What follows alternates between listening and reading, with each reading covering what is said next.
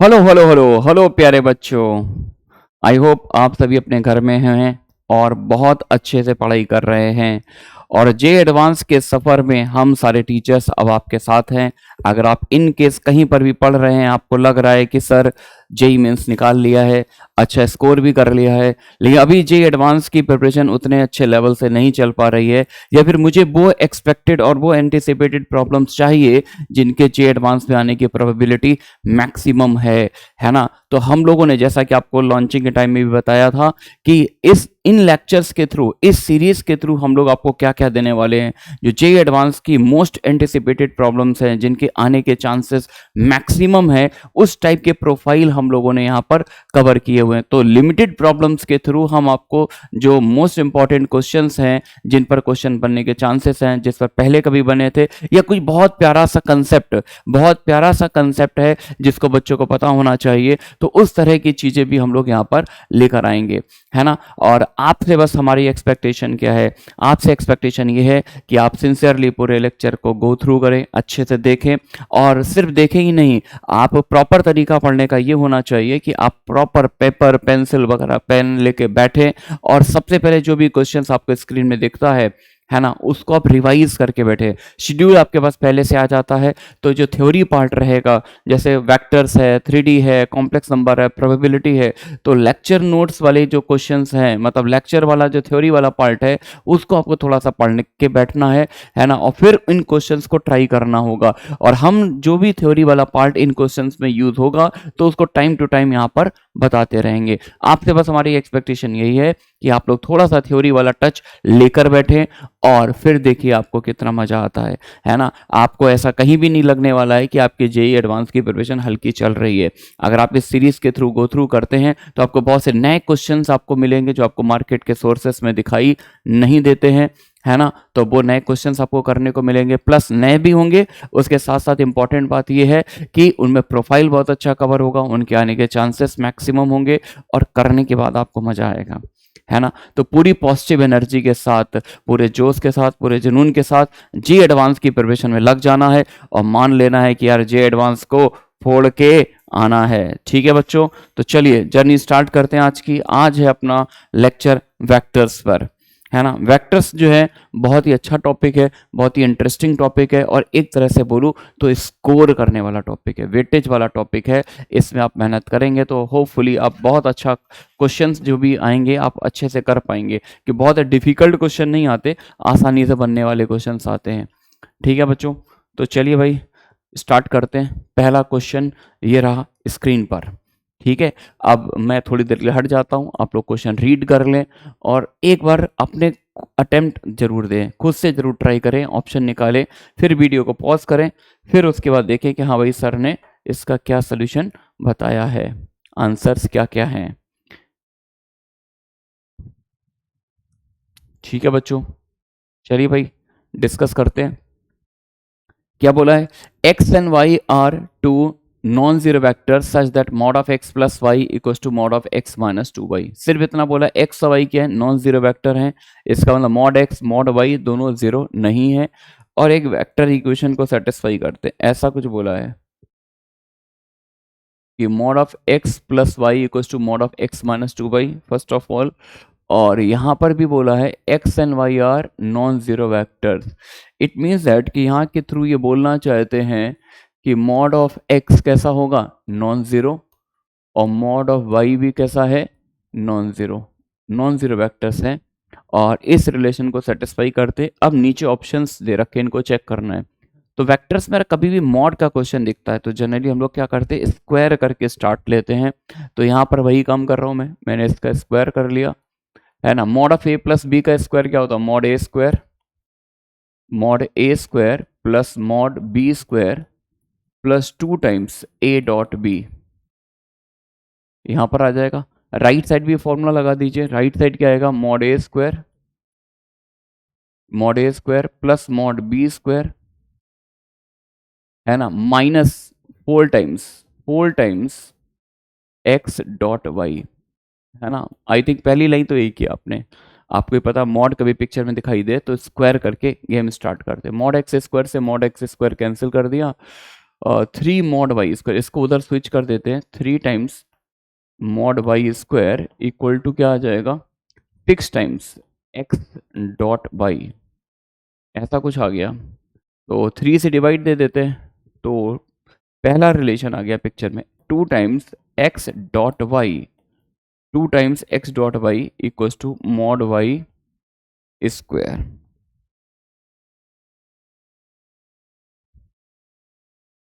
पहला रिलेशन आ गया भाई, 2 times x dot y equals to mod y square, mod लेके स्क्वायर कर दिया, पहला रिलेशन आ गया आगरा। आगरा करेक्ट है भाई, है ना, आगरा करेक्ट है, तो फिर ऑब्वियसली इसको चेक नहीं करना, 2 ऑप्शन चेक हो गए। अब इन 2 की बात है, अब नीचे सी और डी ऑप्शन में देखें तो इन्होंने एक ही टाइप की पिक्चर लिखी है, x dot y plus 1 upon this, ये इतनी वैल्यू ले सकता है, ये 1 वैल्यू ले सकता है। तो एक काम करते हैं, इस एक्सप्रेशन की मिनिमम वैल्यू यानी इस एक्सप्रेशन की रेंज की तरफ बढ़ते हैं, रेंज अगर निकाल लें हम इस एक्सप्रेशन की, तो उसके बाद हम बात कर पाएंगे कि ये वैल्यू लेगा या नहीं लेगा, ठीक है ना।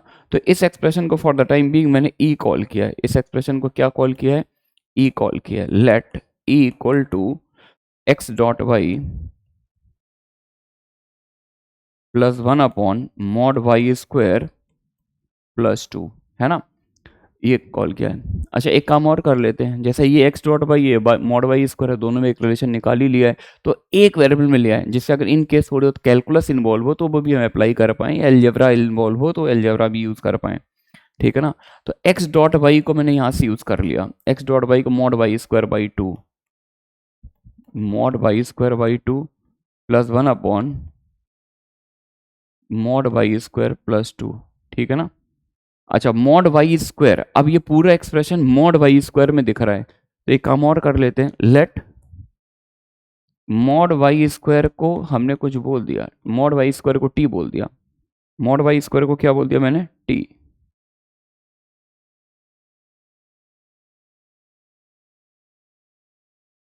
ठीक है ना। तो ई टी का फंक्शन बन जाएगा, therefore E becomes what, E equal to अपने पास आ जाएगा मॉड वाई स्क्वायर मतलब t by 2 plus 1 upon t plus 2, 1 upon t plus 2, है ना। E becomes a function of t, और टी क्या, मॉड वाई स्क्वायर, तो मॉड वाई स्क्वायर कैसा होगा, हमेशा पॉजिटिव होगा, तो यहाँ पर टी जो यूज होगा वो स्ट्रिक्टली पॉजिटिव होगा, इक्वालिटी नहीं लगाएंगे, इक्वालिटी इसलिए नहीं लगाएंगे बिकॉज मॉड वाई जीरो नहीं हो सकता, पहले ही बोल दिया नॉन जीरो वेक्टर है, ठीक है। अब यार इस एक्सप्रेशन की रेंज निकालनी है, इस एक्सप्रेशन की मिनिमम वैल्यू, मैक्सिमम तो मुझे दिख रहा है, मैक्सिमम तो मुझे दिख रहा है, टी को मैं इन्फिनिटी डाल दूंगा तो इन्फिनिटी बाई 2 इन्फिनिटी बनेगा, ये जीरो, मैक्सिमम तो इन्फिनिटी तक जा रहा है, क्योंकि ये लीनियर पार्ट दिख रहा है, ये हाइपरबोला वाला पार्ट दिख रहा है, तो ये डोमिनेट करेगा जैसे जैसे मैं टी को पॉजिटिव बढ़ाता रहूँगा। मिनिमम निकालना है, तो अच्छा जब मिनिमम निकालना होता है तो एक AMGM वाली फील आती है, एक AMGM वाली फील आती है, कैसे फील आती है, कि सर एक काम करो, t प्लस 2 नीचे, t प्लस 2 यहाँ बना लो, है ना। तो 1 ऐड कर दिया मैंने इसमें और 1 सब्ट्रैक्ट कर दिया, तो ये आएगा t प्लस 2 बाई 2, ये नंबर आ गया, ये इसका रेसिप्रोकल आ गया, है ना। अब इन दोनों में AMGM लगा दे, इन दोनों में क्या लगा देते हैं, AMGM, तो this plus this by 2 greater than equal to, AMGM लगा दिया, AMGM,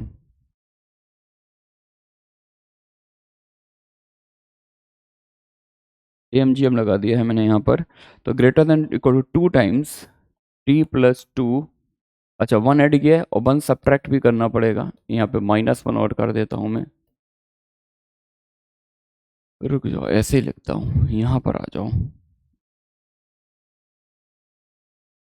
इसमें AMGM लगाया है, तो ये क्वांटिटी किससे बड़ी होगी, 2 times t plus 2 by 2 into 1 upon t plus 2, T plus 2 से 2 प्लस 2 कैंसिल हो गया, 2 बाई रूट 2 यानी रूट 2 माइनस 1, यानी this whole quantity is greater than equal to, देखिए ध्यान से, t प्लस 2 से कैंसिल हो गया, ये ऊपर क्या आएगा, root 2 minus 1, take it easy, ये आ गया, ठीक है। अब अगर ये रूट 2 माइनस 1 है, रूट 2 होता है 1.414 माइनस 1 यानी 0.414 इसकी मिनिमम वैल्यू आ रही है, 0.414 अगर इसकी मिनिमम वैल्यू आ रही है और आप इस तरह से ट्राई करते हैं तो फिर आपका आंसर क्या आने वाला है? आपका आंसर आएगा, ये भी आंसर आएगा और ये भी आंसर आएगा, है ना। हो सकता है आप में से कोई बच्चा इस तरह से सॉल्व करे कि AMGM लगाए, लेकिन अब यहाँ पर एक ट्रैप है, यहाँ पर ट्रैप है। ट्रैप क्या, अगर आपने AMGM लगाया तो गड़बड़ है। अब आप खुद सोचिए कि ये आंसर नहीं है, ये रॉन्ग आंसर है। अब ये पहले तुम सोचो क्यों गलत है, पहले मैं तब तक सही इसके अप्रोच बताता हूँ कि मैं भाई इसको ऐसे नहीं करूँगा, है ना, मैं इसको ऐसे नहीं करूँगा, मैं कैलकुलस लगाऊंगा यहाँ पर। तुम सोचो तब तक, जब तक मैं सॉल्व कर रहा हूँ कि भाई ऐसा क्यों नहीं किया जाएगा, क्या मिस्टेक है इसमें। और जो भी बच्चे इसकी मिस्टेक निकाले कमेंट सेक्शन में देंगे कि सर आपके दूसरे मेथड से पहले ही मैंने इसका अप्रोच निकाल लिया, क्यों मिस्टेक हो रही है। d/dt मतलब वही मोनोटोनिक बिहेवियर चेक करते हैं, तो 1/2 -1/t+2 का होल स्क्वायर, सही है ना। 1/2 -1/t+2 का होल स्क्वायर, एलसीएम ले लेते हैं, t+2 का होल स्क्वायर -2/2 टाइम्स t+2 का होल स्क्वायर। अच्छा, t कैसा नंबर है? पॉजिटिव नंबर है। t पॉजिटिव नंबर है तो अगर ये 0 भी मान ले तो भी ये 4 होगा, 4 2 से बड़ा होगा, तो ये डिफरेंस ऊपर पॉजिटिव रहेगा, नीचे भी पॉजिटिव। d/dt पॉजिटिव है, इसका मतलब है कि इम्प्लाइज e इज इंक्रीजिंग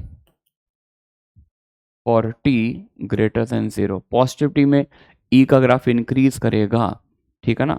तो रफली देखें, इसकी मिनिमम वैल्यू अगर मुझे चाहिए तो कहाँ पर आएगी मिनिमम वैल्यू? 0 पर आ जाएगी। मिनिमम वैल्यू इसकी कहाँ पर आएगी? 0 पर आएगी। तो e की वैल्यू एट 0, t को 0 डालेंगे तो e की मिनिमम वैल्यू कितनी आ जाएगी? हाफ। e की मिनिमम वैल्यू आएगी हाफ, ठीक है ना। और जैसे जैसे t बढ़ाते जाएंगे ये इंक्रीज इन्फिनिटी पे इन्फिनिटी आ जाएगी, समथिंग लाइक दैट, ऐसा ग्राफ आएगा e का, है ना। तो ये ध्यान देना कि 0 पर होलो सर्कल है, 0 पर हाफ वैल्यू अचीव नहीं होगी, 0 पर हाफ वैल्यू अचीव नहीं होगी। हाफ ओपन इंटर क्यों? क्योंकि t 0 नहीं है ना। x और y मेंशन किया था नॉन जीरो वेक्टर, यानी मॉड वाई 0 नहीं ले सकते, यानी t 0 नहीं होगा। t 0 नहीं होगा तो यहाँ पे क्या आएगा? होलो सर्कल, है ना। तो इसका मतलब यहाँ पर वैल्यू इन्होंने पूछा क्या 1 वैल्यू ले पाएगा? नहीं, 1 वैल्यू ले पाएगा या नहीं? तो 1 वैल्यू तो ले लेगा कि 1 हाइट पर अगर मैं कोई भी लाइन बनाता ड्रॉ करता हूँ, यहाँ पर 1 हाइट पर कोई भी लाइन ड्रॉ करता हूँ तो ये ग्राफ को एक पॉइंट पर कट करती है यहाँ पर, ठीक है ना। तो फाइनल आंसर क्या आएगा? फाइनल आंसर आएगा इसका हाफ नहीं आएगा, हाफ नहीं आएगा, ये आएगा, क्योंकि हाफ पर तो होलो सर्कल आ रहा है। तो आंसर फाइनली हो गया ए और डी। आपको बताना था कि इसमें मिस्टेक क्या हो रही है, क्या ट्रैप है यहाँ पर। तो भाई साहब, ये बोला जाता है कि कभी भी हम AMGM लगा के जो भी वैल्यू निकालते हैं तो पहले इंश्योर करते हैं क्या इक्वालिटी यहाँ पर एग्जिस्ट करेगी या नहीं करेगी। इक्वालिटी एग्जिस्ट कब होगी? जब जिन नंबर पर AMGM लगा रहा वो नंबर सेम हो। इक्वालिटी एग्जिस्ट फॉर, है ना, t+2/2 ये नंबर और 1/t+2 ये दोनों सेम हो। इसका मतलब t+2 का होल स्क्वायर 2 के बराबर हो, है ना। ये हो नहीं सकता, t को अगर 0 भी मान ले तो भी इसकी मिनिमम वैल्यू 4 आएगी, 4 2 के इक्वल है नहीं, ठीक है ना। तो ये चीज़ ध्यान देने वाली बात है, यहाँ पे पॉसिबल नहीं है,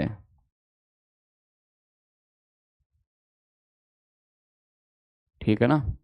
तो इस तरह से करेंगे तो गड़बड़ है, ठीक है ना, ये ध्यान देना, इस तरह से अप्रोच करनी है। चलिए मूव करते हैं नेक्स्ट क्वेश्चन पर। यानी अप्रोच का भी बहुत ध्यान रखना होता है, क्योंकि छोटी सी मिस्टेक गड़बड़ कर देती है क्वेश्चन। सिंपल क्वेश्चन है नेक्स्ट क्वेश्चन भी। If a and c are unit vectors and a equals to 2 time b cross C plus C cross a, then, अब सारे पार्ट मैंने पूछे हैं। ए और सी क्या है? यूनिट वेक्टर है, ठीक है, मॉड ए मॉड सी 1 होगा, और ये रिलेशन दे रखा है वेक्टर्स के बीच में, नीचे 4 ऑप्शंस हैं, है ना। तो ये रिलेशन हमको देख लेना है। रिलेशन क्या दे रखा है? A equal to 2 times B cross C plus C cross A, ठीक है ना। तो ऑप्शंस भी क्या क्या हैं इनके? ए बी सी कोप्लेनर है, ठीक है, ए डॉट सी 0 है, बी क्रॉस सी की वैल्यू ये है। तो एक काम कर लेते हैं, ए बी सी कोप्लेनर है या non coplanar. A B c coplanar होने की कंडीशन क्या होती है? अगर S T P a B c, अगर ए बी सी का एस टी पी 0 आ जाए तो इसका मतलब क्या होता है? A B c are coplanar vectors, ये पढ़ा था हम लोगों ने। 3 वेक्टर के कोप्लेनर होने के लिए हम लोग इसी पार्ट को चेक कर लेते हैं, ये जो पार्ट हमने बनाया है यहाँ पर, इसको हम चेक करते हैं, ठीक है ना। चलिए बैक इन एक्शन, क्वेश्चन पे वापस आते हैं। तो आई थिंक इसमें अगर हम लोग ए से डॉट ले लें, take dot by A, dot by A, तो ए dot A left hand side में आएगा, A dot A, right hand side में A dot B cross C, यानी S T P of A B C, और A dot C cross A, S T P A C, ये दो vector same हो जाएंगे तो ये जीरो हो जाएगा। ए यूनिट वेक्टर है तो ए डॉट ए की वैल्यू क्या आ जाएगी, 1। तो यहाँ से box of A B c की वैल्यू, बॉक्स ऑफ एबीसी की वैल्यू क्या आ रही है, हाफ आ रही है, which is not equal to 0। इसका मतलब है अगर बॉक्स एबीसी की वैल्यू 0 नहीं है तो एबीसी कैसे वेक्टर्स हो जाएंगे, non coplanar vectors. Implies ABC are non coplanar vectors, ABC are non coplanar vectors. तो ये तो स्टेटमेंट गलत हो गया, ठीक है। अब हमें क्या चाहिए, ए डॉट सी और चेक कर लेते हैं। एक बार बी से डॉट ले लें, एक बार सी से डॉट ले लेते हैं, कुछ ना कुछ तो मिलेगा। डॉट बाई बी, बी से डॉट ले लिया, तो ए डॉट बी, बी से डॉट लेंगे तो पहला वाला 0 हो जाएगा। C cross a dot b, यानी S T P of c A b. हाँ अच्छा, A B C A B, ये तीनों एक ही साइकिल के एलिमेंट है, तो ये वाली वैल्यू हाफ आ जाएगी। तो एस ए डॉट बी की वैल्यू यहाँ से अपने पास क्या आ रही है, हाफ। तो ये एक और इम्पोर्टेंट इन्फॉर्मेशन पता लग रही है, ए डॉट बी हाफ है ना। और एक बार क्या करते हैं, ए डॉट सी और निकालना है, take dot by C, take dot by C in 1। एक बार सी से डॉट ले लेते हैं, तो ए डॉट सी, सी से डॉट लेंगे तो बी सी सी 0, और सी ए सी ये भी 0, तो ये तो 0 आ ही गया। तो एक आंसर तो ये मैच कर गया भाई, है ना। 50% प्रॉब्लम सॉल्व हो गई। ए आंसर नहीं है लेकिन डी इसको सेटिस्फाई कर रहा है, ए डॉट सी 0 आ गया है ना। अब बॉम्बे और कैलकाटा की बात करते हैं। आई थिंक हमारे पास sufficient inform, A dot B भी है, ए डॉट सी भी है। I think we can move to Bombay, we can move to Bombay. Bombay चलते हैं, बॉम्बे चलते हैं, कलर चेंज करते हैं। आइए भाई बॉम्बे पर ट्रिपल प्रोडक्ट वाला फॉर्मूला लगाओ यार। यहाँ पर modulus of A cross B cross C, इस पर बात करनी है ना। ट्रिपल प्रोडक्ट लगाते हैं, ट्रिपल प्रोडक्ट लगाते हैं तो क्या होता था फॉर्मूला, नियरेस्ट वाले को हाइड करते थे पहले, तो ये आएगा ए डॉट सी, इसको बी को हाइड कीजिए, बी को छुपाइए, A dot C times B, minus एक बार सी को छुपाएंगे, A dot B times C, ये होता formula. A dot C just अभी निकाला, ये तो 0 बन जाएगा, ये 0, पूरा प्रोडक्ट 0, ए डॉट बी कितना निकाला था, हाफ, है ना। तो ये आ जाएगा 0 माइनस हाफ वेक्टर सी, और सी क्या है, सी यूनिट वेक्टर है, तो मॉड सी तो 1 आ जाएगा। तो फाइनल आंसर हाफ आ जाएगा, और आई थिंक ये हाफ दिया भी है, तो बॉम्बे भी आंसर है, बॉम्बे भी आंसर है ना। अब सिर्फ एक ऑप्शन चेक करना है, मॉडुलस ऑफ बी क्रॉस सी की वैल्यू 1/√2। तो बी डॉट सी, बी और सी के बीच एंगल नहीं पता, बी का मैग्नीट्यूड भी नहीं पता है, लेकिन बी क्रॉस सी देखो, ये सीन यहाँ पर दिख रहा है, बी क्रॉस सी पूरा पूरा दिख रहा है, तो इसी के मैग्नीट्यूड की बात करना। तो ऐसा करते हैं, ए डॉट सी पिक्चर में नोन है तो इसको उधर स्विच कर देते हैं, मॉड लेके स्क्वायर, यानी सी ऑप्शन के लिए अपन इस पेरेंट इक्वेशन पर आते हैं। ऑल्स नो, नो वन एम्प्लाइज, है ना। 2 टाइम्स बी क्रॉस सी, 2 टाइम्स बी क्रॉस सी की वैल्यू क्या आ जाएगी, ए माइनस, इसको स्विच कर दिया उधर, सी क्रॉस ए, एक मॉड एन स्क्वायर, मॉड लेके स्क्वायर कर देते हैं,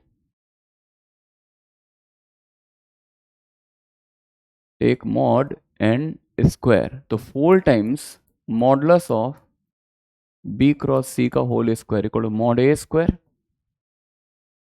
plus modulus of C cross A का square minus 2 times A dot C cross A. अब यार ये तो दो वेक्टर सेम है, A dot C cross S T P A C A, तो ये तो बहुत ही अनस्टेबल कंपाउंड है, 0 हो जाएगा ये, है ना। तो मॉड ए की वैल्यू, अच्छा यहाँ भी एडवांटेज है, मॉड ए यूनिट वेक्टर था और सी और ए के बीच का एंगल हमने साइज सॉल्व कर लिया था। ए और सी कैसे वेक्टर हैं? ए और सी परपेंडिकुलर हैं, तो इस इंफॉर्मेशन को भी आगे यूज कर सकते हैं और ए और सी यूनिट वेक्टर भी है। तो मॉडुलस ऑफ सी क्रॉस से क्या होगा? Mod A mod C sign 90 का होल स्क्वायर, है ना।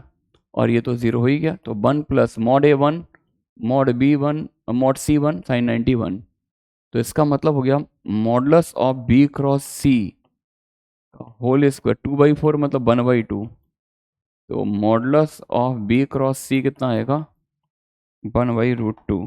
तो ये डेटा भी हमने यहाँ पर निकाल लिया है। तो ये भी एक तरह से एक सिंपल डुएबल प्रॉब्लम है, करने वाली प्रॉब्लम है और इंटरेस्टिंग प्रॉब्लम भी है, ईजी है, ठीक है ना। इस तरह के क्वेश्चन की प्रैक्टिस के थ्रू हमें आगे बढ़ना है। वेक्टर इजी क्वेश्चन वेक्टर से मिलता है और हिट करने वाला क्वेश्चन मिलता है, ठीक है ना। चलिए भाई मूव करते हैं आगे। In triangle ABC angle c A b equal to 90 degree. ABC एक ट्राइंगल है जिसका एंगल ए 90 यानी राइट एंगल ट्राइंगल पर एक क्वेश्चन डेवलप किया गया है। साइड ए बी की लेंथ 1 है, साइड ए सी की लेंथ √3 है, तो बाकी तीसरी हम पाइथागोरस से निकाल लेंगे। इन्हें ट्राइंगल नोन हो गया। And A point P inside the triangle ABC satisfies this. कह रहे एबीसी ट्राइंगल के अंदर एक पॉइंट पी है जो इस कंडीशन को सेटिस्फाई कर रहा है, P A p b p c. ठीक है, ठीक है, ठीक है। तो एक ट्राइंगल बना लेते हैं, एक ट्राइंगल बना लेते हैं कुछ इस टाइप का, जिसका एक एंगल 90 डिग्री हो, ठीक है।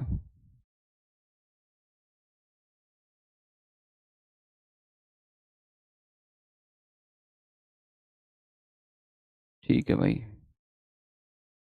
सी ए बी एंगल ए 90 डिग्री है ना। सी ए बी, इस पॉइंट को सी बोल दिया है, ठीक है। एंगल ए 90 है,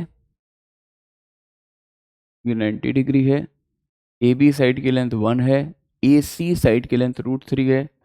तो पाइथागोरस थ्योरम लगाएंगे, इसका स्क्वायर प्लस इसका स्क्वायर 4 यानी BC2 आ जाएगा, ठीक है ना। तीनों साइड की लेंथ पता है। अभी कह रहा है point P inside the triangle ABC satisfies P A by mod P A. P जो पॉइंट है ट्राइंगल के अंदर है और ऐसे है P A by mod P A मतलब unit vector P A plus unit vector P B plus unit vector P C equal to 0। इसके अंदर एक पॉइंट हमने पी मार्क कर लिया है, पी इज समवेयर हियर, यहाँ कहीं है ना। और पी ए पी बी पी सी, एक काम मैं कर लेता हूँ, इसको कनेक्ट कर देता हूँ। ये पी ए पी बी, ये कुछ आ जाएगा पी सी, ठीक है ना। पी पॉइंट यहाँ कहीं पर है, ठीक है। क्या गिवन है? अपने को गिवन है unit vector along p a, unit vector along p A plus unit vector along p B plus unit vector along p C equal to 0, है ना। तो मैंने लेट कर लिया यार, let p a unit vector को मैंने बोल दिया ए वेक्टर, है ना। P a unit vector, sorry, p a unit vector को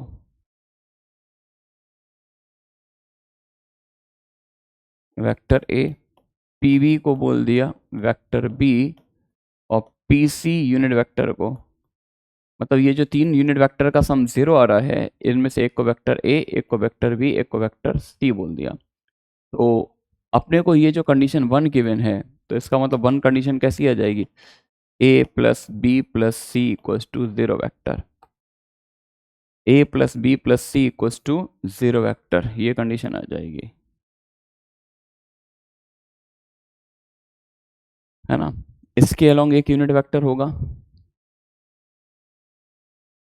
ए, इसके अलोंग यूनिट वेक्टर बी, इसके अलोंग यूनिट वेक्टर सी, है ना। तो इन तीनों वेक्टर्स का सम क्या आ रहा है? 0 आ रहा है।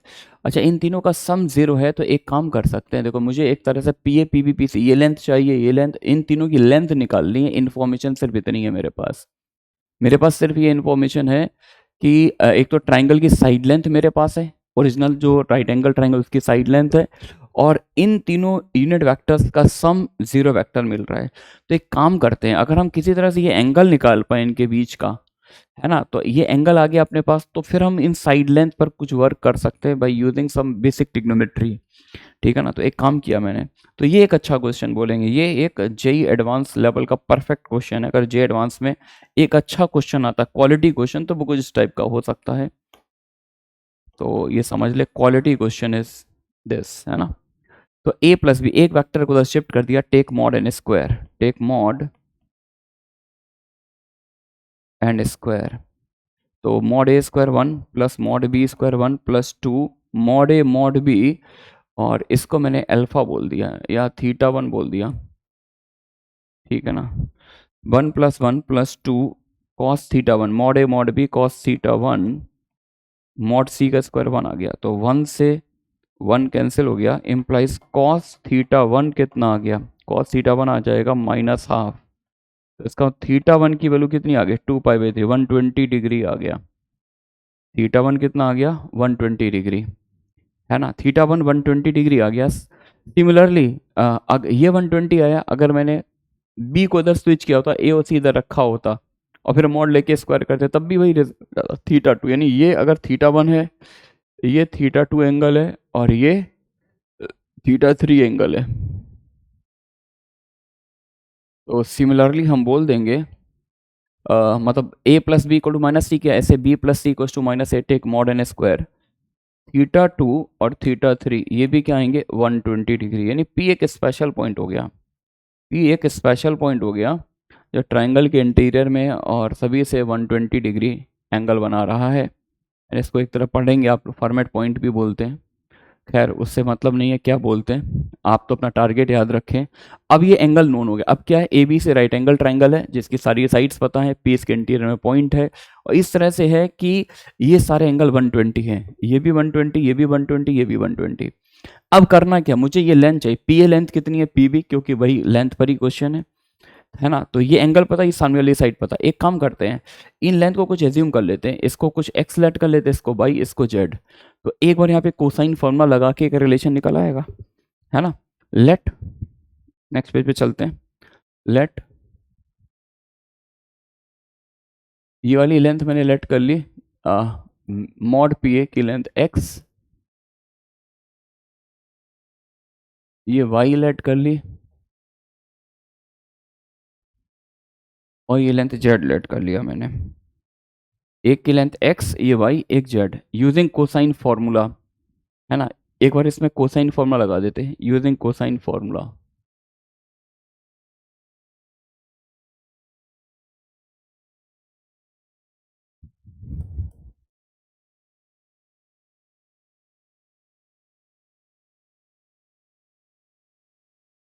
तीनों ट्रायंगल भगा देते हैं, क्योंकि देखो मेरे को 3 वेरिएबल सॉल्व करने, है ना। और तो ये एक्स है, ये वाई है, जेड, एक बार इस ट्रायंगल में, एक बार एपीबी में, एक बार बीपीसी में, एक बार एपीसी में। तो in triangles, in triangle APB, triangle BPC, triangle CPA, लगाइए भाई, कोसाइन फॉर्मूला लगाएंगे हम लोग। तो ये लेंथ एक्स है, ये वाई है, x square plus Y square, x square plus Y square plus 2 minus 2xy cos 120। जैसे कोसाइन रूल लगाएंगे ना, यहाँ पर कॉस थीटा 1 अलग से आपको समझा देते हैं।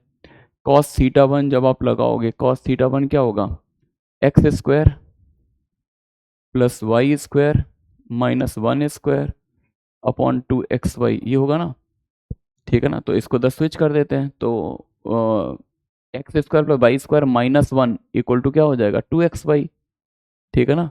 तो X square plus Y square,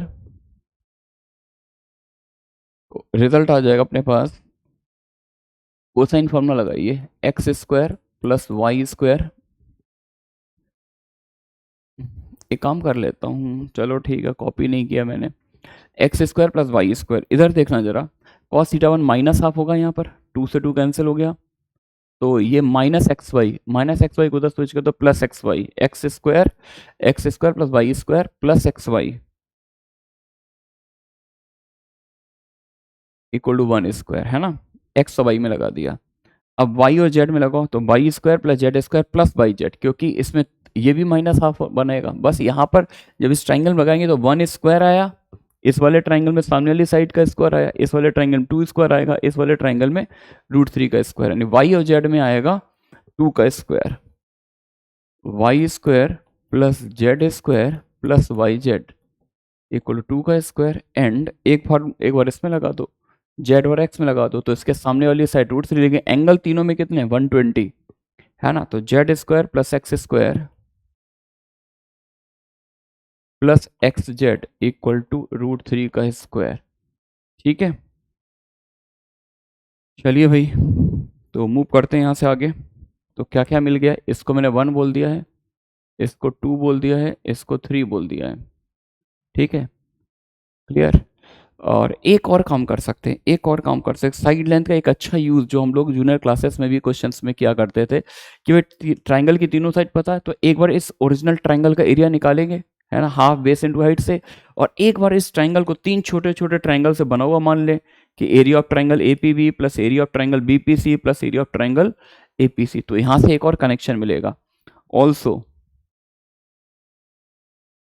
also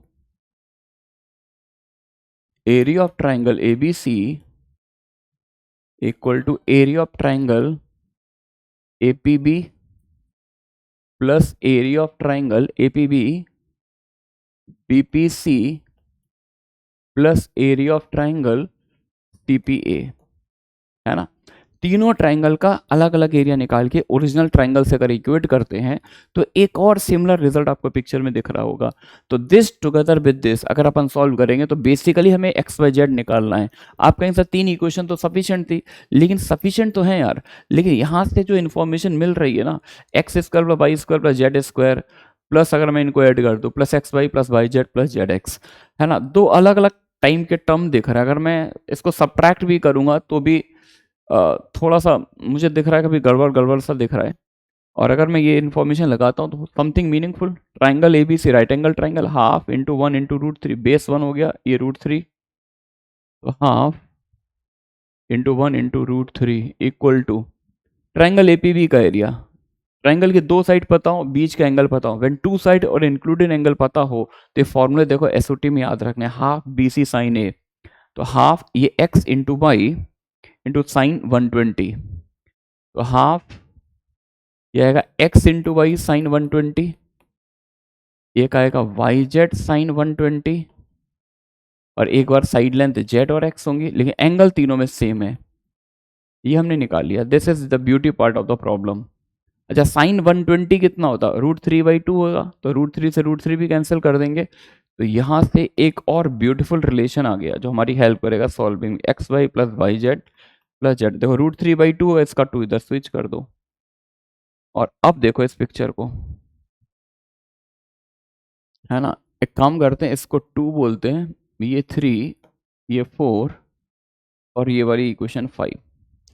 अब इन सिस्टम को पूरा देख लो, क्वेश्चन ये है कि इसको सॉल्व करके एक्स वाई जेड निकालना है।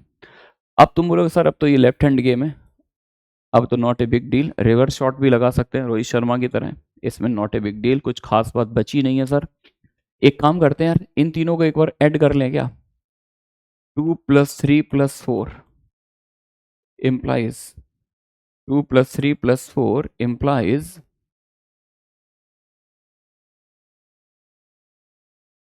तो 2 times x square plus Y square plus Z square plus sigma x y, 2 to the 4 और 3 7 और 1 8, सिग्मा एक्स वाई की वैल्यू 2 दे रखी है, तो सिग्मा एक्स स्क्वायर की वैल्यू, इसको स्विच करेंगे 6/2, ये 3 आ जाएगा, सिग्मा एक्स स्क्वायर यानी x square plus Y square plus Z square की वैल्यू 3 आ गई, x square plus Y square plus Z square की वैल्यू 3 आ गई, ठीक है ना।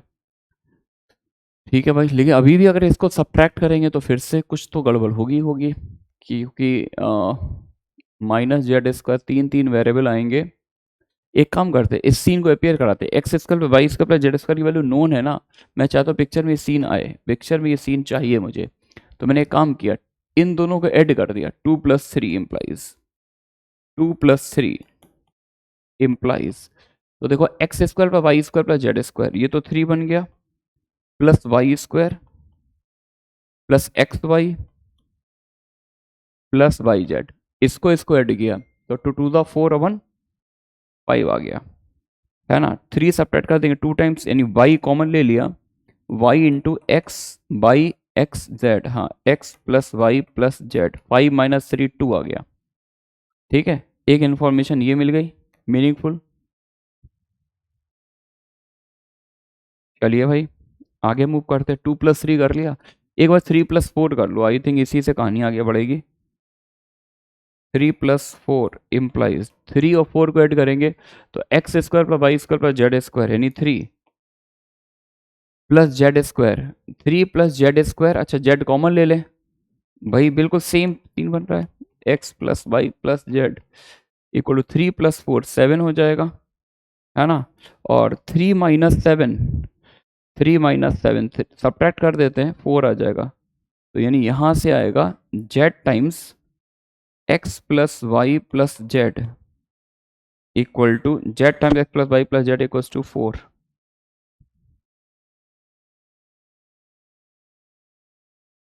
एक ये रिजल्ट आया, तो हमने एक बार इसको इसको ऐड किया, एक बार इसको इसको ऐड किया, अब एक बार 2 और 4 ऐड कर देते हैं, 2 + 4 इम्प्लाइज, तो X square plus Y square plus Z square, यानी 3 बचा क्या, एक्स स्क्वायर बचा, और इन दोनों से एक्स कॉमन ले लेंगे, है ना, तो X times X plus Y plus Z,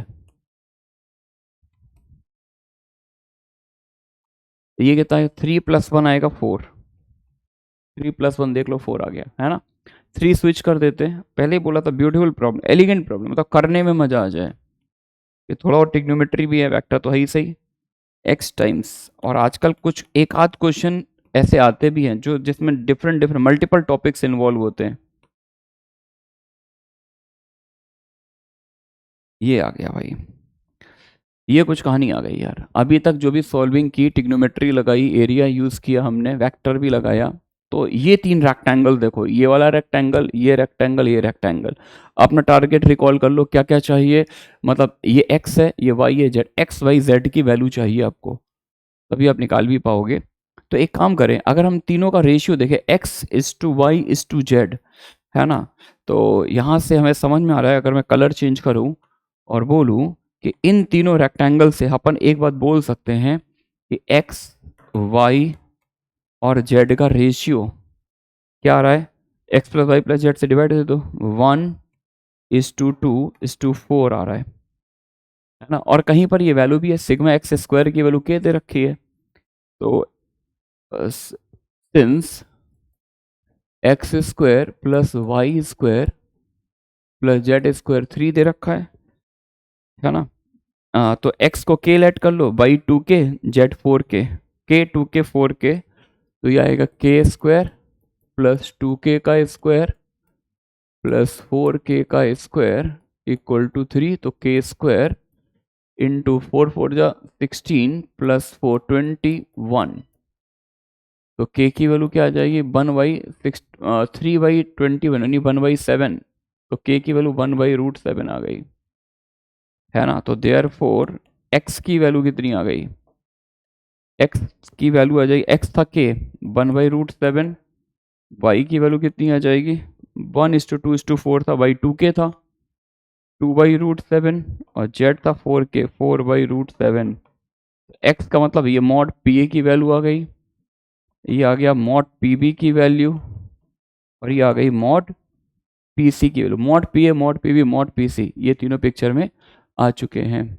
ठीक है, और अब हमें क्या काम करना है, mod PC minus PV, therefore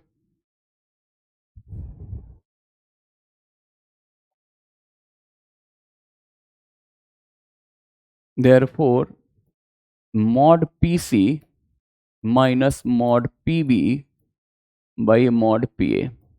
अब जब सबकी वैल्यू रखी है, डिवाइड देना तो √7 हटा ही देते हैं, तो √7 हटाएंगे तो कितना आएगा, मॉड पीसी, पीसी मतलब 4 minus PC minus PV, PV PV की वैल्यू 2 बाई पीए, पीए मतलब 1, √7 से डिवाइड दे दिया तो ये तो 2 आ जाएगा, ठीक है, रेशियो है, √7 कैंसिल हो जाएगा। तो correct answer to this question is 2। Question देखिए एलिगेंट था, क्वेश्चन एलिगेंट था because P is format point. खैर हमने ऐसा कुछ यूज़ किया नहीं, बस बोला ही है। तो बेसिकली वही था कि इसको यूनिट वेक्टर लेके एंगल पहले निकाल लिया, एंगल निकाला, फिर उसके बाद ये एंगल पता था, सामने वाली साइड पता थी, इन साइड लेंथ पर बात करनी थी, तो फील आ ही जाएगी यार कि कोसाइन फॉर्मूले से हमको स्टार्ट ले। तो कोसाइन फॉर्मूले से स्टार्ट लिया, हर ट्रायंगल में इंडिविजुअली लगाया, उसके एरिया वाला थॉट, और एरिया वाले थॉट ने बस यहाँ पे काम तमाम कर दिया है। समझ गए? This area concept will definitely has definitely kill this problem. जैसे इसको अप्लाई किया, इसके एप्लीकेशन से सॉल्विंग थोड़ा आसान हो गई। चलिए मूव करते हैं, आते हैं नेक्स्ट क्वेश्चन पर। तो एक बार क्वेश्चन आप लोग रीड कर लें, मैं सामने से हट रहा हूँ, है ना। रीड करने के बाद आप लोग इसकी अप्रोच सोचें कि क्या दे रखा है, कैसे करना है ना, फिर अपन डिस्कस करते हैं। क्वेश्चन बोल रहे हैं a straight line passes through a point P whose position vector is P। एक लाइन जो है P से पास होती है, पोजीशन वेक्टर इसका P दिया हुआ है, and is parallel to the vector which is equally inclined to two unit vectors A and B। मतलब बोल रहे हैं एक लाइन जो है, एक लाइन एक पॉइंट कैपिटल P से पास होती है और एक वेक्टर के पैरेलल ट्रेवल कर रही है जो कि दो यूनिट वेक्टर के साथ इक्वली इंक्लाइंड है। ठीक है, तो पहले यही लाइन समझते हैं, ये लाइन क्या लिखी है, पैरेलल एक vector which is equally inclined to two unit vectors. तो इसको पहले समझते हैं अलग से। जैसे ये यूनिट वेक्टर A है, ये यूनिट वेक्टर B है, तो ऐसा वो डायरेक्शन जो दोनों से इक्वली इंक्लाइंड हो, दोनों से इक्वल एंगल बनाती हो। अच्छा, ये यूनिट वेक्टर है और ये भी यूनिट वेक्टर है, तो इसका मतलब अगर मैं इन दोनों की हेल्प से जो पैरेललोग्राम बनाऊंगा, इन दोनों को एडजेसेंट साइड मानते हुए जो पैरेललोग्राम बनाऊंगा, है ना, वो एक्चुअली पैरेललोग्राम नहीं होगा, उसे आप क्या बोल सकते हैं, रोम्बस बोल सकते हैं। क्यों? बिकॉज एडजेसेंट साइड की लेंथ इक्वल है। और अगर ये रोम्बस है तो रोम्बस की ज्योमेट्री कहती है कि रोम्बस का जो डायगोनल होता है वो इंटीरियर एंगल बाइसेक्टर होता है। रोम्बस का जो डायगोनल होता है वो इंटीरियर एंगल का बाइसेक्टर होता है।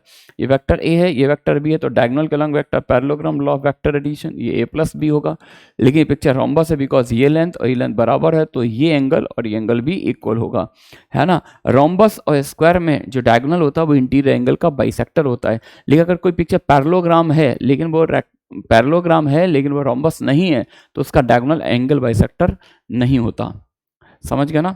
तो इसका मतलब ये हुआ कि लाइन के बारे में अब हमको क्या पता लगा, लाइन के बारे में हमको पता लगा कि लाइन जो है एक पॉइंट से पास होती है, एक पॉइंट P से पास होती है जिसका पोजीशन वेक्टर P है ना, and this line is travelling along the vector A plus B. अच्छा, इन्होंने A कैप को A ही बोला है, तो कैप लगाने की जरूरत नहीं है भाई, A प्लस बी ही बोल देता हूं मैं यहाँ पर। ठीक है ना। एक लाइन है P से पास होती है और इस वेक्टर के लॉन्ग ट्रेवल कर रही है, निकालना क्या है, then distance of a point Q with position vector Q from the line. अब इसी प्लेन में एक दूसरा पॉइंट है Q इज समवेयर हियर, और Q का पोजीशन वेक्टर है Q। आपको इस लाइन की पॉइंट Q से डिस्टेंस निकालनी है, you have to find out the distance of the line from this point Q, यानी ये डिस्टेंस चाहिए। तो इसको इससे कनेक्ट कर दो, पहले इसको इससे कनेक्ट कर दिया, ठीक है। ये वाली डिस्टेंस अपने को निकालनी है। तो एक काम करते हैं, पहले मैंने एक वेक्टर डिफाइन कर लिया, वेक्टर PQ। वेक्टर PQ कितना आएगा, position vector final minus initial, Q minus P आ जाएगा। ठीक है, इस लेंथ को मैंने D लेट कर लिया, इसको M बोल दिया, इस लेंथ को D, और थोड़ी देर के लिए इस एंगल को थीटा मैंने लेट किया है। थीटा दिया नहीं था, मैंने एंगल थीटा लेट किया है। अच्छा, राइट एंगल ट्रायंगल है, तो इसकी लेंथ कितनी आएगी, ये वेक्टर है Q minus P, then what is the length of this vector, length आएगा modulus of Q minus P। तो यूजिंग ट्रायंगल PMQ,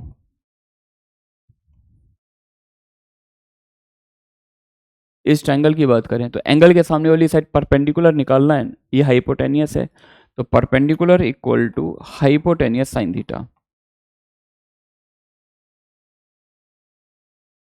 ये साइन थीटा आ गया, डी का ये फॉर्मूला आ गया, राइट एंगल ट्रायंगल है, sine theta perpendicular upon hypotenuse से निकाल लिया। लेकिन थीटा आप कहेंगे सर क्वेश्चन में तो था नहीं, थीटा तो आपने लेट किया है, तो नो प्रॉब्लम। थीटा क्या होगा, थीटा इन दो वेक्टर के बीच का एंगल। एक वेक्टर ये इस लाइन के लॉन्ग वेक्टर कौन सा, ए प्लस बी, और इसके लॉन्ग वेक्टर क्या, क्यू माइनस बी। तो दो वेक्टर के बीच के एंगल का फॉर्मूला साइन थीटा क्या होता था, modulus of A cross B. A और बी दो वेक्टर है तो ये होता था ना mod A mod B. A और बी दो वेक्टर के बीच का साइन फॉर्मूला है ना, तो यहाँ पर बस वही साइन थीटा वाला फॉर्मूला यूज कर लो, modulus of Q minus P. यहाँ पे वो दो वेक्टर क्या, एक ए प्लस बी है, दूसरा क्यू माइनस पी है, तो modulus of A plus B cross Q minus P है ना, और whole upon modulus of A plus B into modulus of Q minus P. तो इससे ये कैंसिल हो गया। अब बचा हुआ पार्ट देख लो, modulus of A plus B into Q minus P upon A plus B. Upon A plus B C में आ रहा है, Q minus P cross product आ रहा है, ठीक है। तो C is the right answer, C is the right answer. अच्छा, मॉड में तो ए क्रॉस बी और बी क्रॉस से both of the same meaning, mod में तो दोनों का सेम मीनिंग होता है, ठीक है ना। चले भाई मूव करते हैं। अब ये देखिए, जे एडवांस 2016 में आया हुआ क्वेश्चन है, अच्छा क्वेश्चन है ना। ये इस तरह का प्रोफाइल पर फिर से नया कोई क्वेश्चन थोड़ा सा डेल्टा एक्स अमाउंट चेंज करके बन सकता है, इसलिए केयरफुली सुनना है इसको। आपको क्या दे रखा है, u equal to U one I plus U two J plus U three K be I unit vector in R cube. R cube मतलब 3 डायमेंशन स्पेस में है ना। आर स्क्वायर का मतलब होता है 2D प्लेन में, आर क्यू मतलब 3D स्पेस का वेक्टर है, ठीक है। एक स्पेस का वेक्टर है u और w एक दूसरा वेक्टर दे रखा है, ठीक है। Given that there exist a vector v in R Q such that modulus of u cross v 1 के बराबर है। v एक दूसरा वेक्टर है आर क्यू में, सच दैट दो कंडीशन है, modulus of u cross v 1 है और w dot u cross v भी 1 है, ये भी 1 है ये भी 1 है, बस इतना बोला है। नीचे 4 ऑप्शन दे दिए कि v की इनफाइनाइट चॉइसेस होंगी, v की सिर्फ एक ही चॉइस होगी। u अगर एक्स वाई प्लेन का वेक्टर है तो ये ट्रू होगा, u अगर एक्स जेड प्लेन का वेक्टर है तो ये ट्रू होगा। तो सारे ऑप्शंस चेक करने हैं हमको, है ना। तो आई थिंक स्टार्ट कहाँ से लिया जाए, u आर क्यू का वेक्टर है, w ही है। आई थिंक देखो एक ऑब्जर्वेशन तो यहाँ पर है, w कैप इन्होंने लिख तो दिया है, खैर हम समझ भी लें ये w कैप ही है। अगर हम इसका मॉडुलस निकाले, मॉडुलस 4 5 6 है ना, 6/√6 यानी जैसा लिखा है वैसा दिख भी रहा है, ये यूनिट वेक्टर है, ठीक है।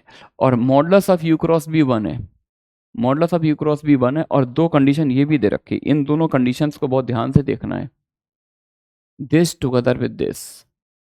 अब अगर ये दोनों एक साथ ट्रू हैं तो आई थिंक अपन इसको कनेक्ट कर सकते हैं बहुत अच्छे से। आई थिंक यहाँ से स्टार्ट हो, दो वेक्टर का डॉट प्रोडक्ट क्या पढ़ते थे हम लोग, पहले का मैग्नीट्यूड इंटू दूसरे का मैग्नीट्यूड इंटू इनके बीच के एंगल का कॉस, थीटा एंगल लेट कर लिया मैंने, ठीक है। यहीं से गेम स्टार्ट कर दिया। अच्छा, w यूनिट वेक्टर इसका मॉडुलस 1 है, मॉडुलस ऑफ u क्रॉस भी इन्हीं ने 1 दिया हुआ है, इसका मतलब कॉस थीटा 1 आ जाएगा, यानी इन दोनों वेक्टर के बीच जो एंगल है उसका कॉस 1 होगा।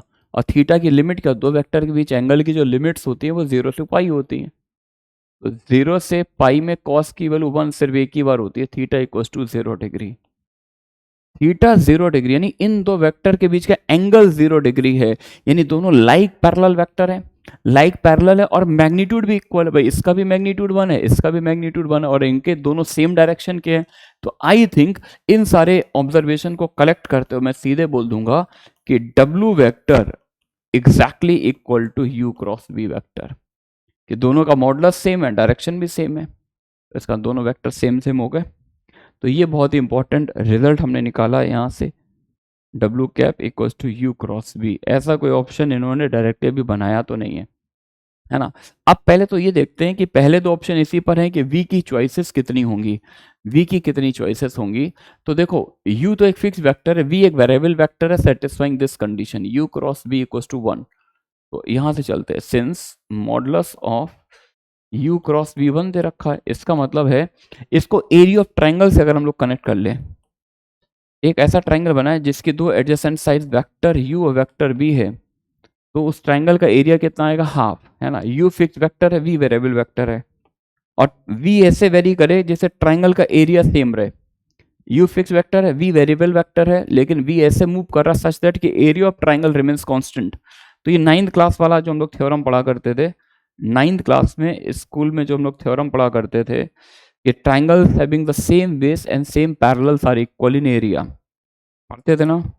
इसके पैरेलल में मैंने एक लाइन यहाँ पे ड्रॉ कर ली। अब मैं कहता हूँ यार देखो ये वेक्टर है u, है ना, और v को तुम आप चाहे यहाँ ले लो, यहाँ पर ले लो, है ना, चाहे आप कहीं पर भी ले लो, तो मॉड यू फिक्स रहेगा। अगर मैं इसको वी वेक्टर बोलता हूँ, इसको इससे कनेक्ट कर, इस ट्राइंगल का एरिया निकालूँ, या फिर मैं कलर चेंज करके एक दूसरा ट्राइंगल ले लूँ, एक ये वाला ट्राइंगल ले लूँ,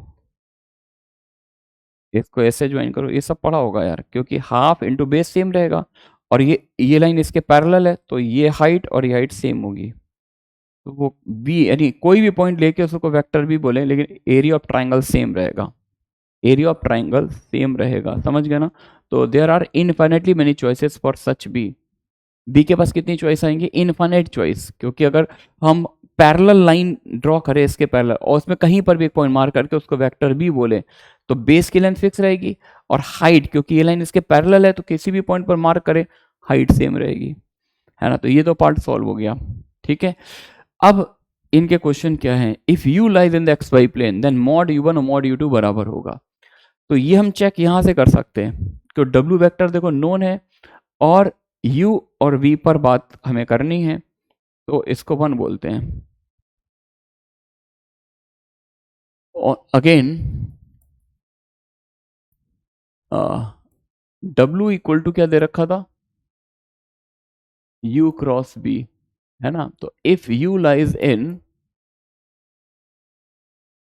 एक्स वाई प्लेन, अगर u एक्स वाई प्लेन का वेक्टर है, अगर u एक्स वाई प्लेन का वेक्टर है, तो u क्रॉस b कैसे निकालेंगे, यानी u3 जीरो हो जाए, अगर एक्स वाई प्लेन का वेक्टर है तो u3 जीरो हो जाएगा।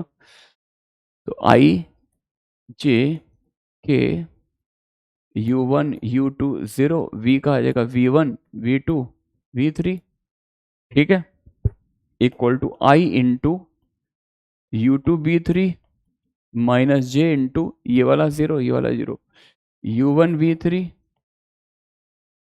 Plus k into u1 v2 minus u2 v1, ये w कैप दे रखा है ना। अब दो वेक्टर इक्वल है, कोफिशिएंट कंपेयर कर सकते हैं, कंपेयरिंग कोफिशिएंट। तो आई कैप का coefficient u2 v3, W cap दे रखा था 112 u1 v3,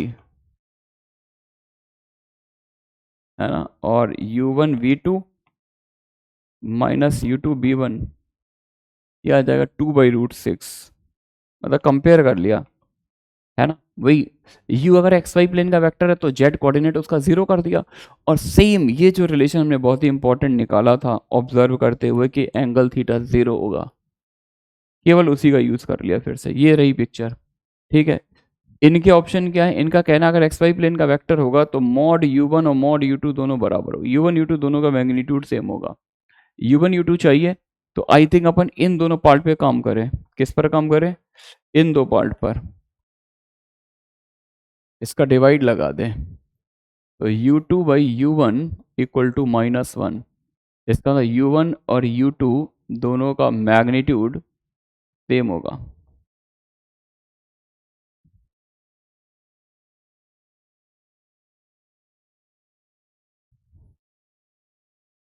ये तो आ गया, ठीक है ना। अब एक पार्ट और है इसमें, एक पार्ट और है,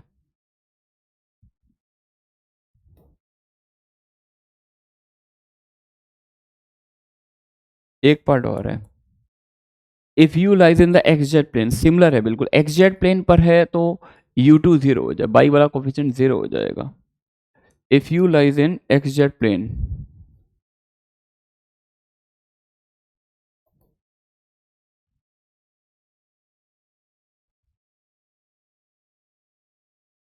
है ना, u lies in X Z plane, then